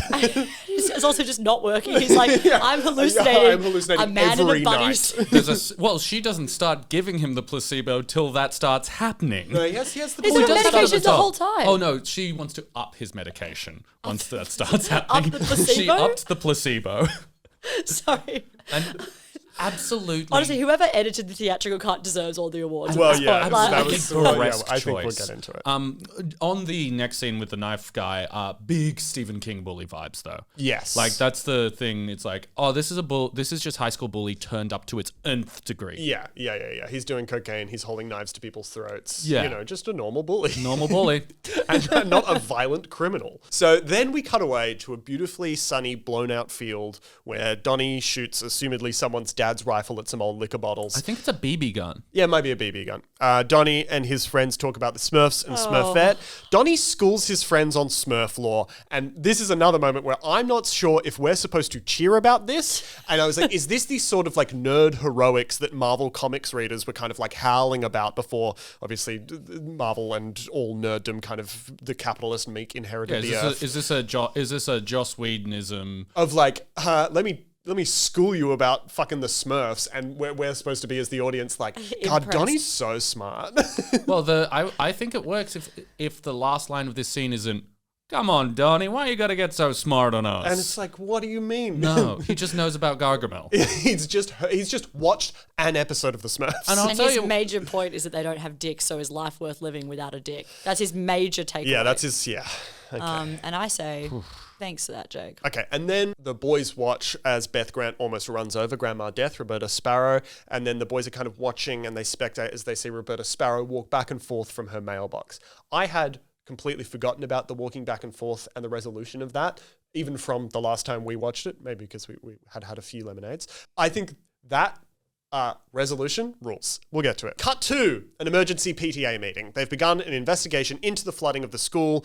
Beth Grant wants to know why the filth that Drew Barrymore is teaching, the Graham Greene book, is being taught at Middlesex. Beth Grant destroys the scene. I also think that this scene confirms that Joni, who was asked to move to make room for Donnie Darko, who I think definitely has a crush on Donnie Darko, of course, is Beth Grant's daughter. No, Bethany's her daughter. But I think she must have two because she says it's being taught to my daughter in her class. Bethany's in the same age Sparkle as Motion. Sparkle Motion, so she must have a second daughter. We only know one other daughter. We're cracking this case wide open. I have cracked this movie. I think Joni's Beth Grant's eldest daughter, who is like, my teacher's insane. yeah. She's actually made some valid complaints. My teacher's absolutely bananas and is trying to make two other students have sex. I like Donnie Darko and she's bullying me. There's a joke here that is a classic reference to something that I don't understand, which is, do you even know who Graham Greene is? To which Beth Grant replies, we've all seen Bonanza. I looked up because Graham Greene was also an actor on Bonanza. So I think good joke. So meanwhile, while that PTA meeting is happening, Donnie has come up against an invisible wall in his bathroom and is having a chat with Frank about time travel. Then we cut to next day. It's Beth Grant's Fear and Love session. Donnie, I will say, is barely paying attention to this lesson, gives no kind of care at all, which he thinks the whole thing is stupid. And I would say it seems just like a fairly simple way to compartmentalize emotions in order to like organize them. Like, I'm not saying it's like good, but I think it's like, it's a pretty simple exercise. And I know that it comes from like an evangelical place and it's like bad and very, very kind of religious kind of freaks. I don't know. Just seems like do it. I need to just debunk your theory about Joni. Different last name. Her name is Joni James, and Beth Farmer, because Kitty Farmer. So She does. But you know what? They might be friends, and she might have been complaining to her friend Beth about. But yeah, sorry. Just before any Donnie Darko stands come for us, they're like, "You got that wrong, You idiots!" Some main part of it.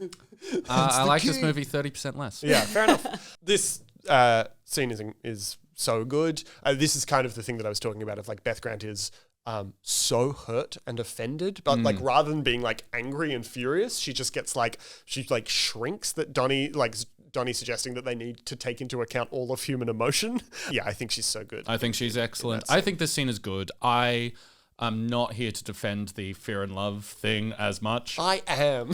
I think this still feels true.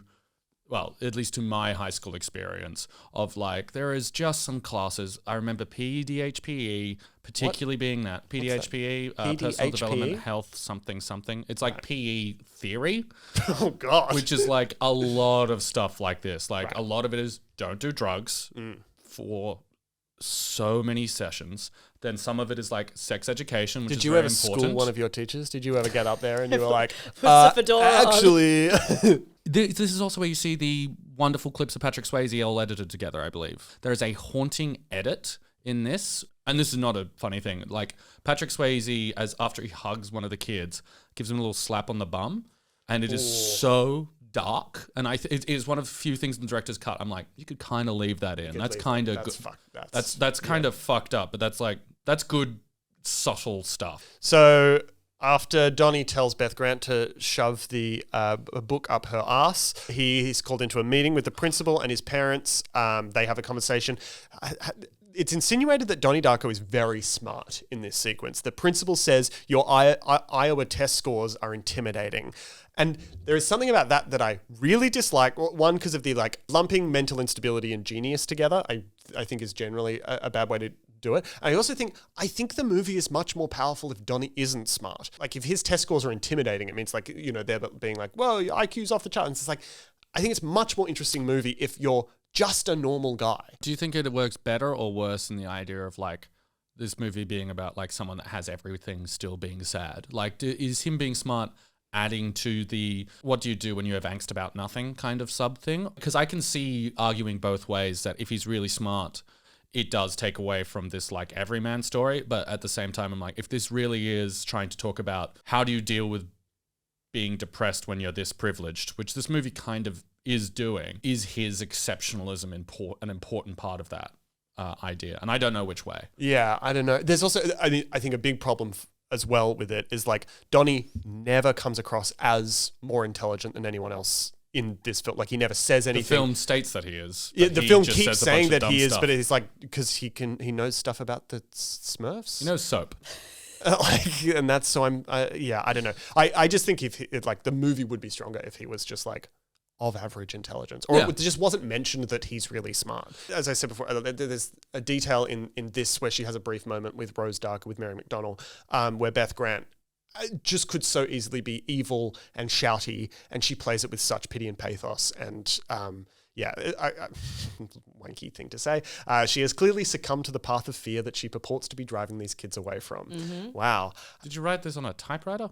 Yes, I did. Then just subscribe. I do actually. I write it on my phone and then write it on my laptop. I love that interaction. I think you're right. I think that if any character symbolizes fear more than anyone, it's Beth Grant's character as Kitty Farmer. Like absolutely. She is the number one most fearful of everything. Mary versus Beth. What a fucking great. We're spoiled. Two titans. Mary is also doing such a good job of being conflicted in the sense of like, yeah, my son was a dick to this lady, but also I hate this lady. Yeah. And it's like when she's being questioned as a mother, it's the only time you see her kind of go like, oh. Yeah. Yeah, and the dad just finding it all funny. He's so good. He's really good. So good in that laugh at the end. So then, very importantly, Donnie goes to hot science teacher, Dr. Monatoff. Dr. Monatoff is Noah Weil. He's in A Few Good Men. He's in White Oleander. He's in that J-Lo movie, Enough. I think that's enough for a miniseries for me. Let's do Noah Weil. He talks to Dr. Monatoff about wormholes, is given Roberta Sparrow's book, The Philosophy of Time Travel, the key that kind of unlocks the rest of this movie. Yes, James? My only note on this scene is, holy shit, this classroom has 3 Teslas. Holy shit, 4. There's 4 Tesla coils in this classroom. I mean, they are loaded. Yeah, but they have 4 different ones in different positions and sizes. Charlie, as a long-time proponent of hot teachers in things, how does Dr. Monatoff go for you? Oh, he's not sleepy. Like, seriously, he's too alert. That guy's alert. Yeah, the thing is, Drew Barrymore is serving a much sleepier Yeah, vibe. Drew's the sleepy teacher. Yeah. Hey, She's got you're those not bedroom eyes. She does have those bedroom eyes. So Dr. Montage, stop drinking that coffee in the morning. Anyway, Donnie is given Roberto Sparrow's book, The Philosophy of Time Travel. And then we get a bunch of small scenes here. There's another family dinner where Mary McDonnell gets a little bit drunk and and she just does a little like tipsy thing, which is really great. We have another therapy session where Donnie admits that Roberta Sparrow said everybody dies alone in his ear. And then there's a great moment, and this is like the struggle of this movie, where like Jake Gyllenhaal like is like an open wound and says, "I don't want to be alone." Yeah. And it's like an incredible performance. Yeah, and like good writing. That entire monologue where she's like, "Do you think you're alone?" He's like, I want to believe that I'm not alone, but I just can't see any evidence of it, and I could keep debating it for the rest of my life, but I just really don't question it anymore.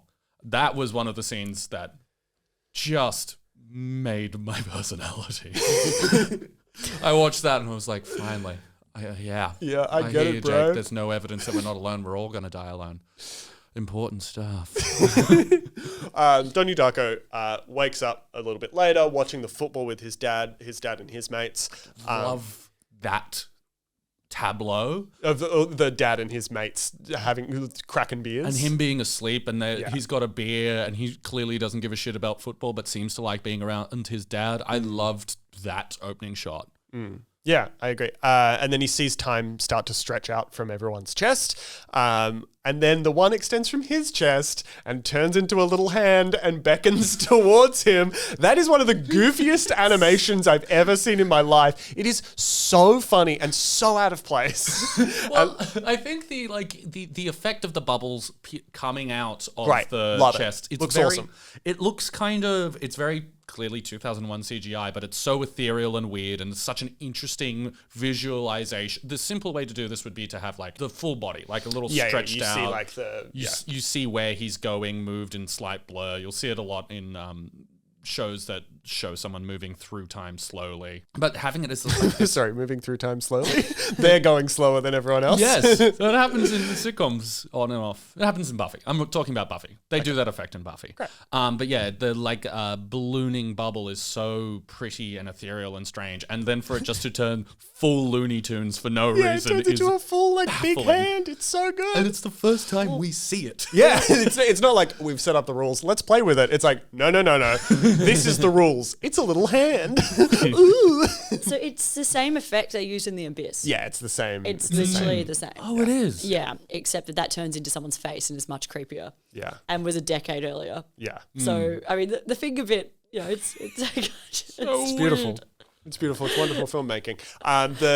That ethereal kind of hand, wibbly wobbly, timey wimey stuff leads him towards his parents' handgun, which he kind of picks up, and then we leave it until the end of the movie. Why does that gun look weird? Am I crazy? That gun looks fake as shit. So here's my thing. I think the thing about that gun is it looks too modern. Yeah. Is that for some reason you're like, that needs to be and I don't love to talk about guns that much, but it's like that needs to be like a Smith & Wesson. like an old like Western gun for some reason. And the fact that it is just like a modern like Deagle, It's like a Call of Duty gun. yeah, is like really like for some reason doesn't fit in with the world of the movie, I was- even though that would be the gun. gun. There's- Wouldn't a rifle have worked better? Like something like a hunting gun? Yeah, but it's hard. can't It's carry harder it. to like pull that out of your pants at the end of the movie.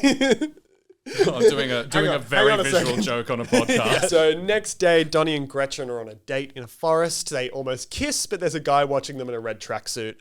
He pops up later at the Halloween party. This is such the sort of thing that maybe there's an explanation for, but seems like it's just a dumb joke, and it's such an Richard Kelly sort of joke that doesn't make any sort of sense. Is it in the director's cut? Is that why you're looking at me like this? No, but he's been quoted saying that it's meant to be one of the agents looking over them. The FAA. The FAA. Because you can, in the final shot, you can see that same actor standing with the other FAA agents. Yeah. So he's a spy.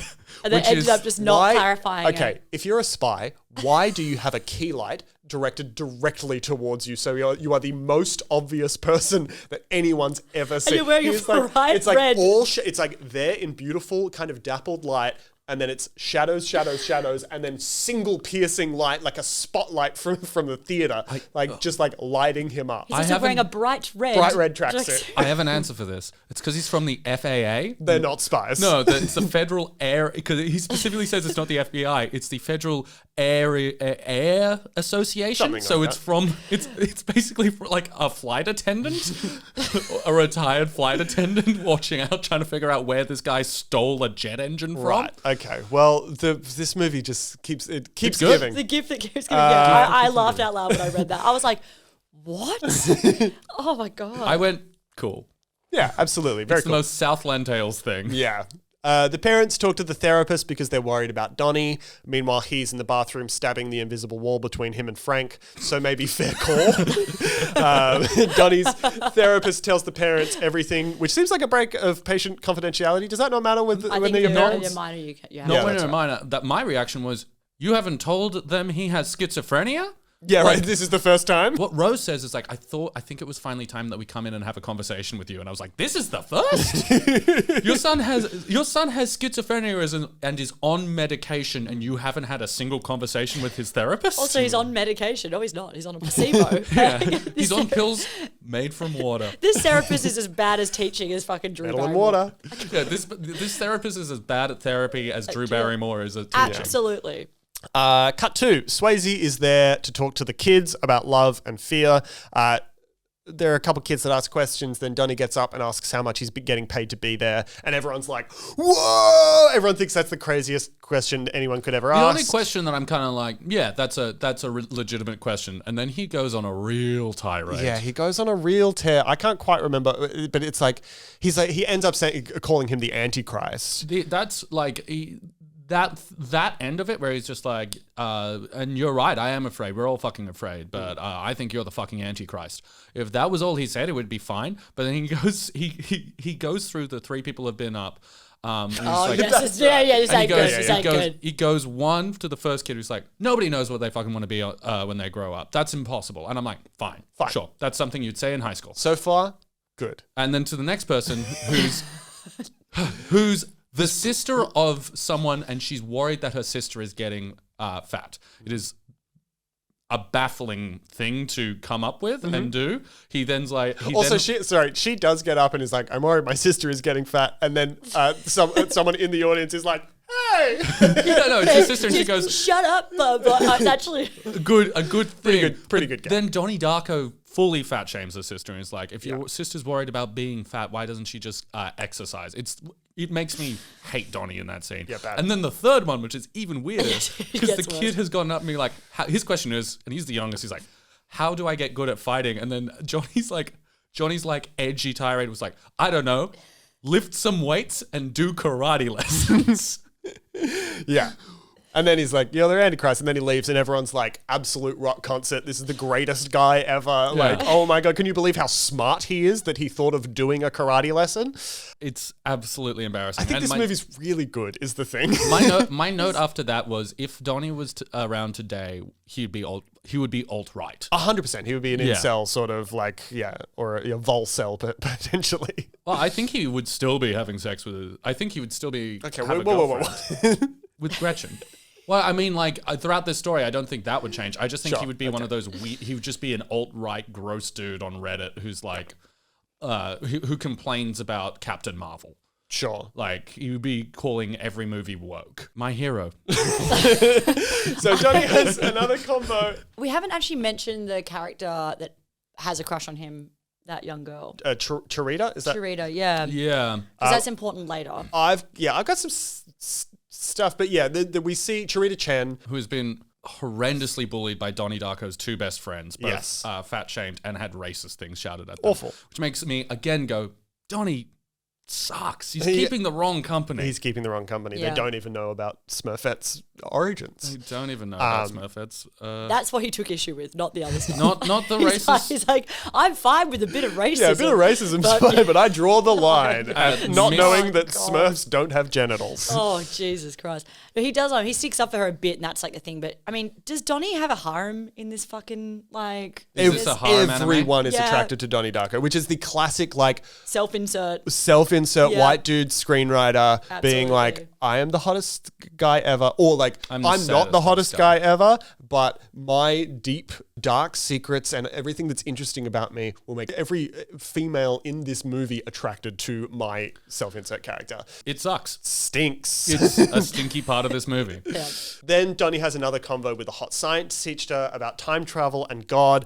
And then the science teacher has to stop the conversation they're having because he might lose his job. This is positioned in the movie as if Donnie is getting so close to the truth, like this is the parallax view or something. It is bizarre. The teacher's like, whoa, bro, we gotta stop.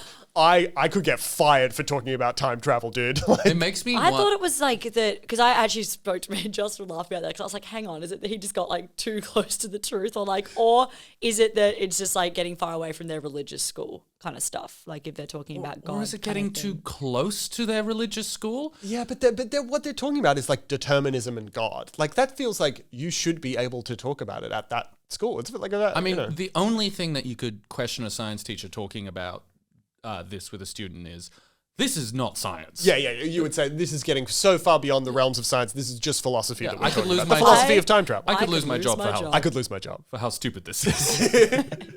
Donnie, I could lose my. If you say one more word, and You are the smartest guy. you are the smartest guy that's ever lived. As we speak, I'm losing I'm losing credentials. So then Donnie's walking down a footpath, but is stopped by Frank. Frank's voice, and he looks and finds Jim Cunningham's wallet, and is like, "Now you know where he lives." It's a weird sequence, only because he's outside Jim Cunningham's home. No, he's not. Oh, he's not. No. It's But just that's a the random house street. that he goes into I don't think later so. when he goes through the cinema. Yeah, it is. It's the same Is it? house. It is his house. Yes, Yeah. of Oh, course I it is. assumed it was only about the license. No. For some reason, because Donnie then turns towards that house in that scene. It's a bizarre thing because, like, Fun why fact. doesn't Frank go, stop, look to your left? That's Jim He Cunningham. doesn't say, does he say stop first? In the way I remember it is that he finds the wallet, picks it up, laughs at it because the whole fear and love thing is about finding a wallet on the street. Because there's the fear and love tests that Beth Grant put it. Yeah, no, you're right. Yeah, that cool. Beth Grant put him through. Good movie. And then he also finds his address, but I think it is outside his house. I didn't realize it's outside. I think It it's is. better. I guess I didn't make that connection because it's better if it's not. It's outside better. It's his much house. better And if it's also, not. fun fact that everyone loves to point out is that when him and Gretchen are walking and they're talking about And he stubs how, his toe. He actually broke his toe in and that sequence. it's when he talks. That sucks. I'm so sorry. It's That when he sucks talks ass. about how he got in trouble. He went to jail briefly or juvie for burning down a building. Yeah, that's he's walking past the house that he later burns down. Oh. Bit of an Easter egg that I'm sure Hello. everyone paused. I didn't know that. There you go. Did you know Viggo Mortensen really reflected that dagger? Oh my god. Now, next day or sometime later, Gretchen and Donnie. The thing I will say, this movie is so full of incident rather than like. I was just going through, like, as I was like writing through this plot, like compared to last week where Speed is like all of this like if then statements that just like all lead into each other. This is just like all incident. It's all vibes. It's all just things happening, and then Donnie does something. Anyway. Gretchen and Donnie are showing their science pitch experiment, which is an infant memory generator. Okay, I don't know about you guys. Never in high school was I asked to like pitch a science thing. It was just like come up with an invention. Like If that had been my science class, I'd be a scientist today. you'd be like, that's what science is. Yeah. I just come up with it's the Elon Musk kind of version of science. Is like I just come up with an idea. What if like, I- I'm just an Because there ideas was guy. no research around it. They were just like, we hope that it would. Like, you didn't bring up any stats. Like, you didn't like, about like. No. You and did then a he's- drawing. Yeah, Yeah. like literally did a drawing. It's like sci-fi. It's like in Although lessons. I do remember being He the could guy. lose his job. Sorry. They're getting too close to the truth with Too the close infant to the memory generator. Then she gets bullied. Yeah, Seth Rogen makes fun of Gretchen's dead parents. Stabbed mum. They're both still alive. They're both alive. He's like, didn't your dad stab your mom? Yeah, And it's right, like, Donnie runs after her. They kiss. This brings up a running theme of Gretchen getting turned on by her own horrific backstory being brought up. And I said, it seems like teenage boy fantasy shit to me. What if a lady was broken and I fixed her? But also, I think that things like sex and impulses and things are treated in this movie in an interesting way as well. I'm like, is it pro this? Like, is it pro? Is this actually like an anti? Like, I don't know, because I was like, And I think that's fine. It's just asking questions, man. Like, I think it's like in that sort of zone. It's like, yeah. I read that as, she uses sex as a distraction. For me, it lives in that edgy teen thing of like looking to completely escape your own life into a too soon relationship. And I don't think it necessarily isn't the thing you're saying, which it also is, which is like, oh, what if an edgy girl was attracted to my edginess? But I think it also lives in that brain space of being a teenager, being like, the rest of my life is falling apart. I have to focus in on this one crush I have. Yeah, sure. Okay. So You're saying masterpiece. I'm just sad the guy I'm in the saying- red running suit was not there for this scene. I know he That should would- have been They should have there. panned out. He should have been standing smoking across the street. Well, that's the thing that is missing a 3 beat, isn't it? Yeah. So, okay. Then they go and see Evil Dead. Gretchen is asleep on the second shot of Evil Dead. The car is literally driving into the shack. She's already asleep. Like, also, it's clearly like a reparatory screening, so there's not going to be a lot of ads before that. Like, it's going to be like, because the Evil Dead came out in 81 or 82. Also, the Evil Dead is 85 minutes long. I looked it up.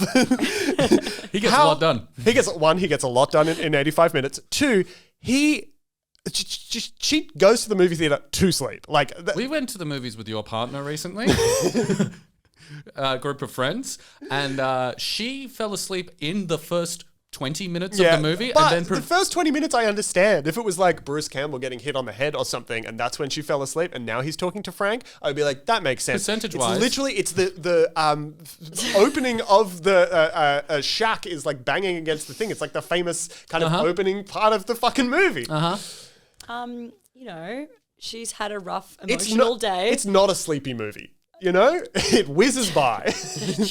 Gretchen, wake up. you're just mad because you like movies. That's all this is. You're You'd just be like... up it. You'd be like, get up. You It's don't the have- classic. You're the like tapping her on the shoulder and pointing at the thing, going like, "Did you know they just threw a camera at him? Did you know They attached a camera to a board and then just ran it through the house. Wake up! Wake up!" You know, the guy that did the practical effects on this also did the practical effects on Star Wars. They went to high school together. Okay, at this point, I'm asleep. Like, we're done. Well, that's why you don't. That's why you don't. Yeah, that's fair enough. Anyway, Frank, I wrote anyway in my notes because I knew I'd do that because I knew that this would happen. Anyway, Frank's there. He says, "Why are you wearing that stupid man suit?" Takes his rabbit head off and reveals his fucked up eye and apologizes to Donnie for killing Gretchen in the future, which is spoilers, but that is, he apologizes for that. Does he say, he just says, I'm sorry? He just says, "I'm sorry." Okay, I thought but that's what he's for a second I thought I apologizing for. missed him saying, I'm sorry that I killed Gretchen in the future. And I was like, wow, they really... Man, if she woke up right now and watched this movie, she'd understand a lot more and maybe not get killed. I'm sorry, I love it when he takes off his hat. It's so His good. hat. Why are you wearing that stupid man hat?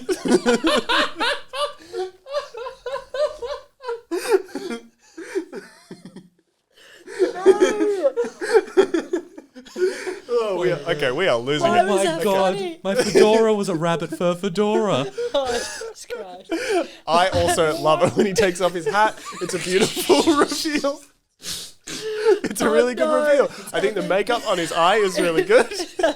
I think, and obviously the hat design is incredible. When he walked into the set wearing that hat, the whole room went cold. I am so sorry. All right. I'm actually Do not crying. apologize. I'm crying. Okay. All right, yeah. So Frank then reveals a time-space portal in the movie screen. That is, Excellent effect. an excellent effect. It's also like the most up its own ass, like movies are portals sort of thing, but you know, whatever. So Frank tells Donnie to go burn Jim Cunningham's house, so he does. Meanwhile, there's a talent show, Sparkle Motion, which is a bunch of the younger girls, including Samantha Darko. Darko herself. Els Darko, a Donnie Darko story herself. Beth Grant tells the little girls that failure is not an option. The music in this sequence is really good. It's this kind of like weird as it's kind of rotating, and then it's the Notorious song, which I actually don't know. Duran. Duran, thank that you. was not meant to be that. He wanted to do, he choreographed in that whole routine to, what's it called? Oh, shit. Don't worry. It's just gonna No, let's go. Um, No, why not? We're off the rails now. East End boys and West Town girls. never heard that song. Never heard it. Okay, sorry. Actually, that makes a lot of Are sense. you 'cause tearing up thinking about the song? No, I'm just laughing at the hat still. I have a hot take about this. I'm probably going to edit it out because I'm going to sound like a callous person. Okay. Samantha. it should not be the lead dancer. Oh, I She's get not her. good. I had the same thought. The other dancers are really you know what? killing it. I'll tell you a spoiler. She should also not be the lead actor of a movie. No offense to that lady. She's great in the ring. She is good in the ring. Great as the voice of Lilo in Lilo and Stitch. Yeah. I think she's got... All right. Don't I come mean, for I feel Sam. like S. Darko, potentially Maybe anyone. wasn't Meryl her Streep fault. would have done a bad job in that, you know. Yeah, And, I don't think she's cast because she's a dancer. I think she's cast because she's actually a very good child actor. That was the other note I had on almost every scene she's in. I'm like, she's kind of doing good work. Oh, no, she's great as an actor. she's I good. mean more just like them making a big deal about Samantha being the lead dancer. She's not I guess very that good. has to happen for the line later to work. Yes. I also thought So maybe it's I'm just a cunt. But I watched it. I was like, why am I judging this 10-year-old troop of lady? 10-year-old dancers? I mean, we are missing out on this wonderful Beth Grant series on my favorite Beth Grant movie, which is Little Miss Sunshine. Weird sexualization of children in pageantry is obviously a shared theme, and it becomes very overt as this movie goes along. And it is the work that you get Beth to do. You get her to go in and be, unfortunately, part of matriarchy that is negative towards female liberation. Like, that is a role that you chuck Beth into because she can play all sides of that thing. You can see that for her, this is how she feels powerful. Her expression of femininity in a traditional sense and sort of being the person that sits on the wall, making sure that the rules that she grew up by are followed. She can play that, but then she also has that vulnerability and fear in every other sequence that makes moments like her telling the children that failure is not an option, not just funny, but also believable. From here, we get a lot of focus on Charita from this kind of moment. We've seen her before, but now the camera kind of stays with her a little bit in certain scenes. I think it's a really interesting kind of part of the movie that I'm not sure, like, I think doesn't have an answer. I went on to Reddit, and there was an answer that in the theory about this movie that these are aliens that are interacting with the human race. Charita is supposed to be the ambassador or the emissary, and that's why she has Donnie Darko written on her notes. I think that's stupid and doesn't make any sense, but I think there is something about, like, there is a pathos there for that character that is, like, as the kind of audience surrogate or something like that, which I think is interesting. Is there more of her in the director's cut? I'm wondering, because in the version you watched, does this sequence start with her Yes. dance? Yeah. Yes, it does. So that is in both versions. Yeah. Okay. No, I don't Which think I think there is though. really good. So then there's a bunch of small scenes again. Then firefighters find out that Jim Cunningham was a pedophile. Maggie Gyllenhaal is like, Dad played golf with that guy. Drew Barrymore gets fired. Very fair. And then she screams and then, like, looks around and Charita Chen's there. It's this sort of thing of, like, she just kind of ends up, like, the second half of this movie, Yeah. she ends up being everywhere. Feels like you could do a whole Rosencrantz and Guildenstern are dead movie about her. Yes. It's like, She's just trying to eat lunch, you know, and she Yeah, just exactly. ends up in these insane moments. honest to God, a better Just living her sequel life. to Donnie Darko would be following her instead of Sam. Well, she, you know, a classic, like, observer character, you know, Yeah. who doesn't speak a lot, who kind of, like, sees the truth.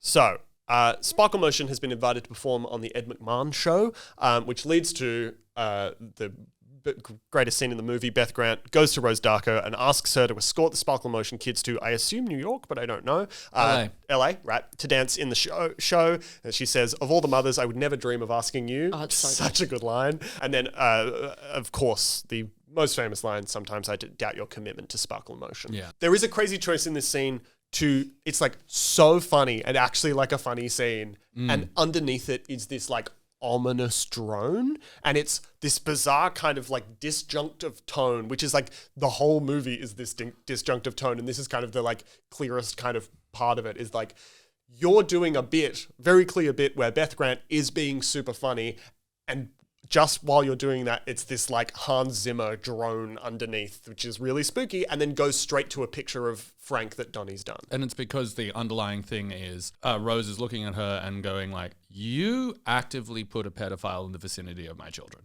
Yeah. Like, that is... And now you're taking time off to defend him. Yeah. Yeah.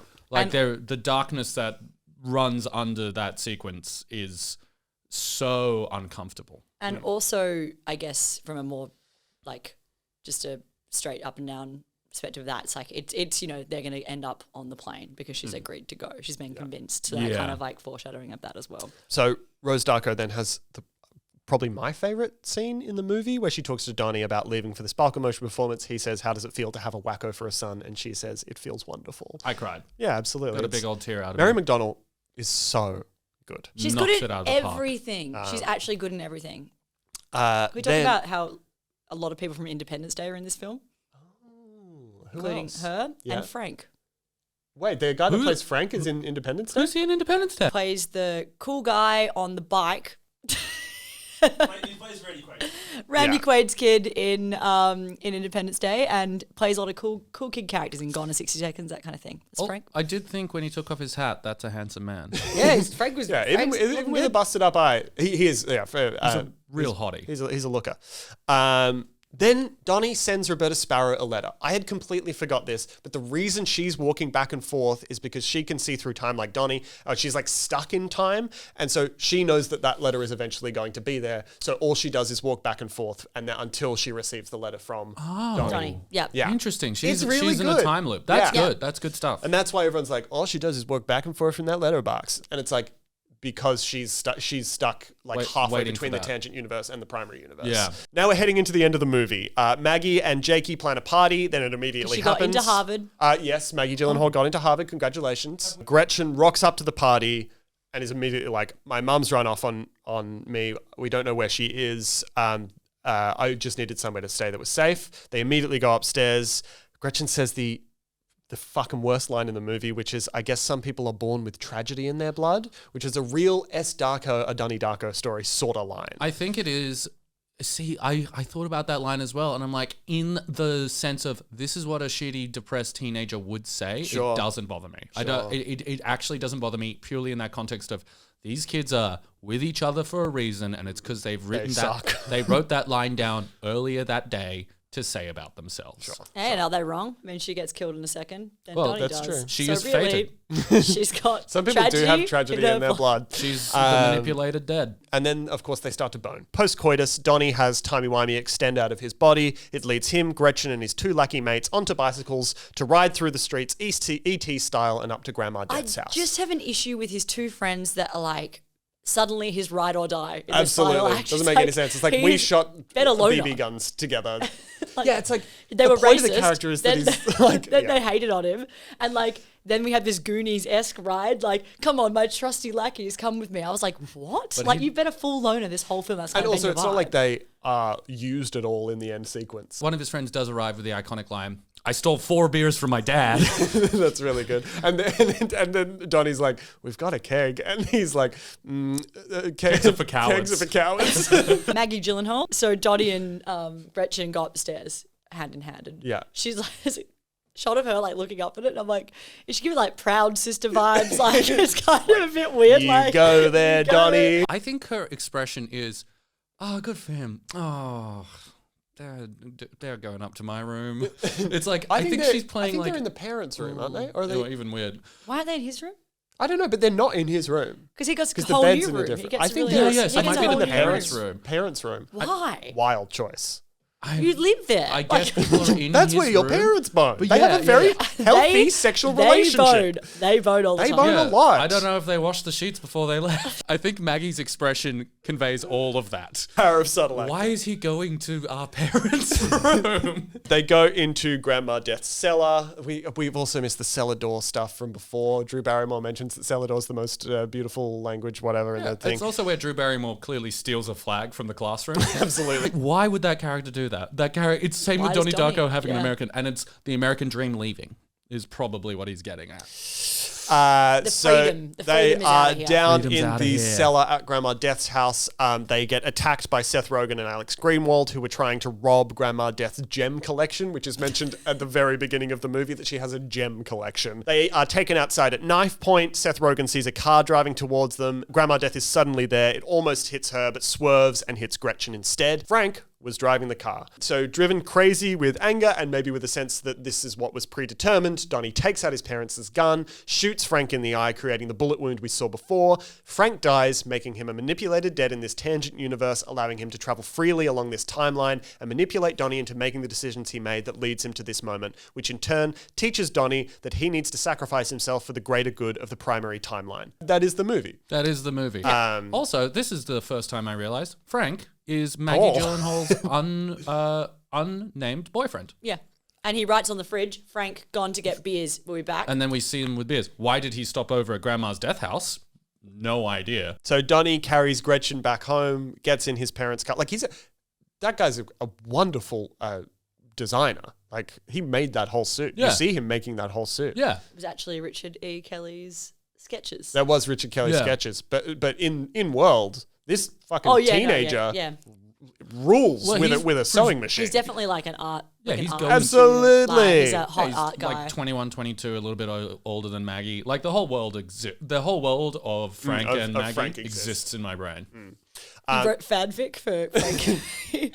Donnie carries Gretchen back home, gets in his parents' car, sees that a hurricane is brewing, drives out to where we find him at the start of the movie. The plane that Donnie's mum and the Sparkle Motion kids are on starts to fall from the sky, and one of the jet engines breaks off and falls through time back towards the start of the movie.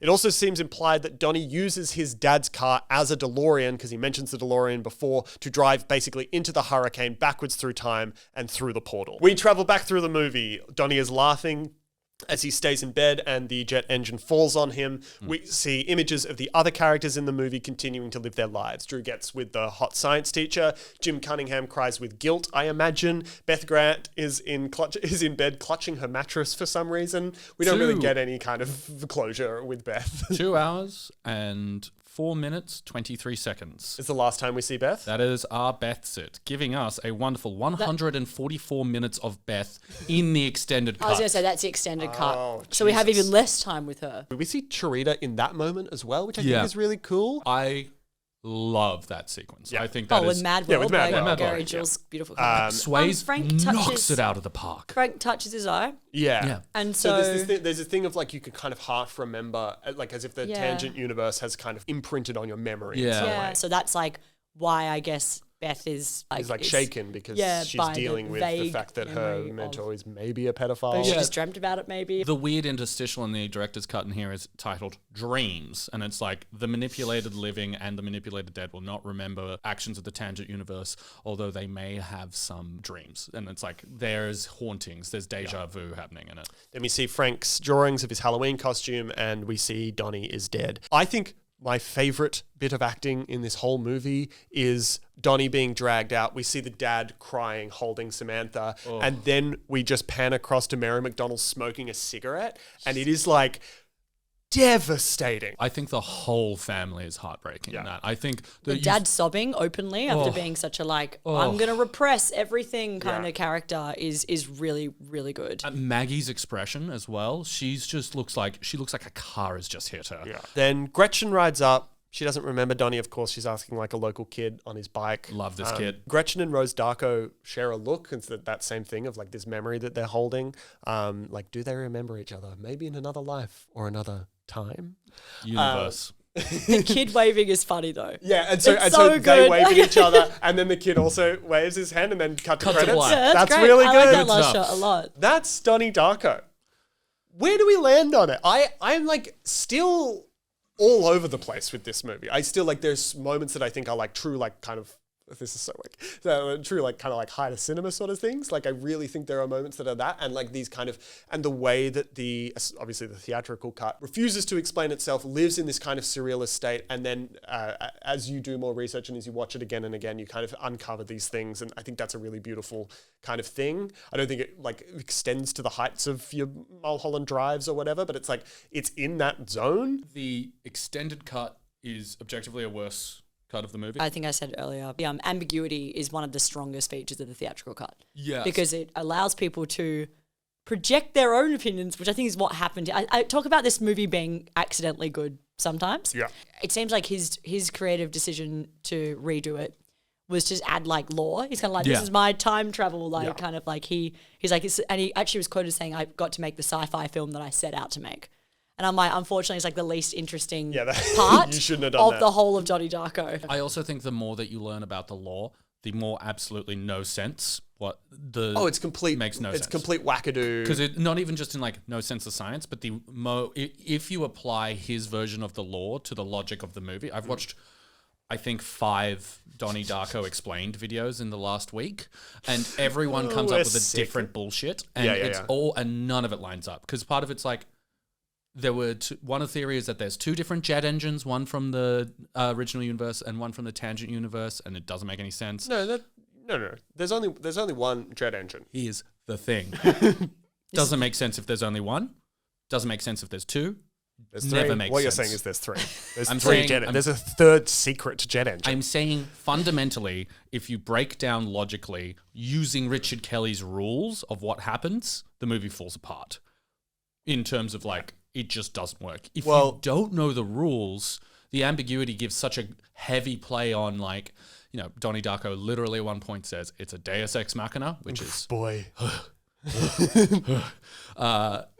if you let that ambiguity play with like there is some sort of extended fate, closed loop time travel, by trying to escape your fate through time travel, you'll always end up being crushed by the jet engine. That almost works. I think the very basic thing of Donnie Darko leaving from his bed to be landed on by the jet engine so he's not killed creates a tangent universe. Or alternatively, the jet engine falling through time from the tangent universe back to the real universe is what creates the tangent universe. And then this whole thing about this kind of fairly clean 28 days, 6 hours thing is a closed loop to teach Donnie, like from a story perspective, rather than thematic perspective, rather than from an actual time travel, is like the perfect loop to teach Donnie about the power of sacrifice and how his death is actually going to extend the primary timeline. I think that works, and I think if you don't look at it any closer than that, I think the movie's good. That's what I mean, is that as soon as you try to take it as a hard sci-fi, which is somehow what Richard E. Kelly wrote it as, as soon as you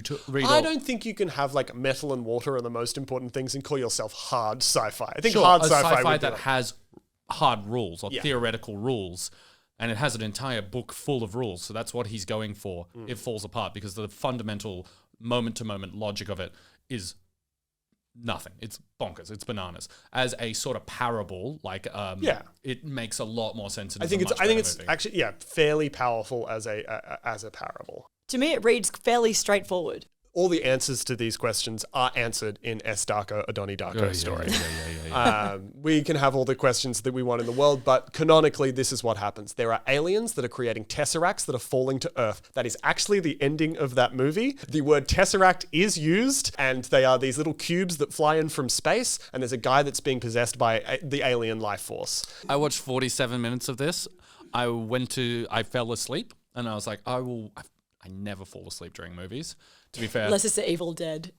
Sorry. That'll put you right to sleep. Yeah, it was a real Gretchen move on my part. The director talked about it. Greg Fisher, I think his name was. Who I don't want to rag on anyone. He's like done a bunch of TV and like seems like a very competent, good director. It's not his fault that Donnie Darko exists. But he took S. Darko and he was like, my pitch for S. Darko is the aliens shit. Like that was his idea. And it's like, have you seen the movie? Also, Richard E. Kelly had nothing to do with it, did Yeah, had had nothing. There was nothing. it. And like it got announced and he released a public statement being like, hey, I have nothing to do with this. This is the studio because they own the movie. I would never do this if it wasn't. So Richard E. Kelly has only directed 3 films. That's right. He's a trilogy The director. The trilogy. We've seen Donnie Darko. Uh-huh. I've seen a bit of Southland Tales. You guys are big Southland Tales fans. It is. And Are the we third one fans is or- The Box. Yeah, which I have is not seen. I saw years ago. Yeah. I don't know about Richard E. Kelly as like I'm not sure I'm a fan of his direction in general, but I do think that Donnie Darko is a good film. And that's huge for me to say. If my year 9 self could look at me right now, she'd be shook. furious. She'd be like, you sold out, man. Yeah. And she is furious right now. My year 9 self could see me right now. He'd be like, where's your hat? Why are you not wearing that stupid man hat? Do we think this movie is better than Holes? Do we think Right, this sorry. movie is better than Holes?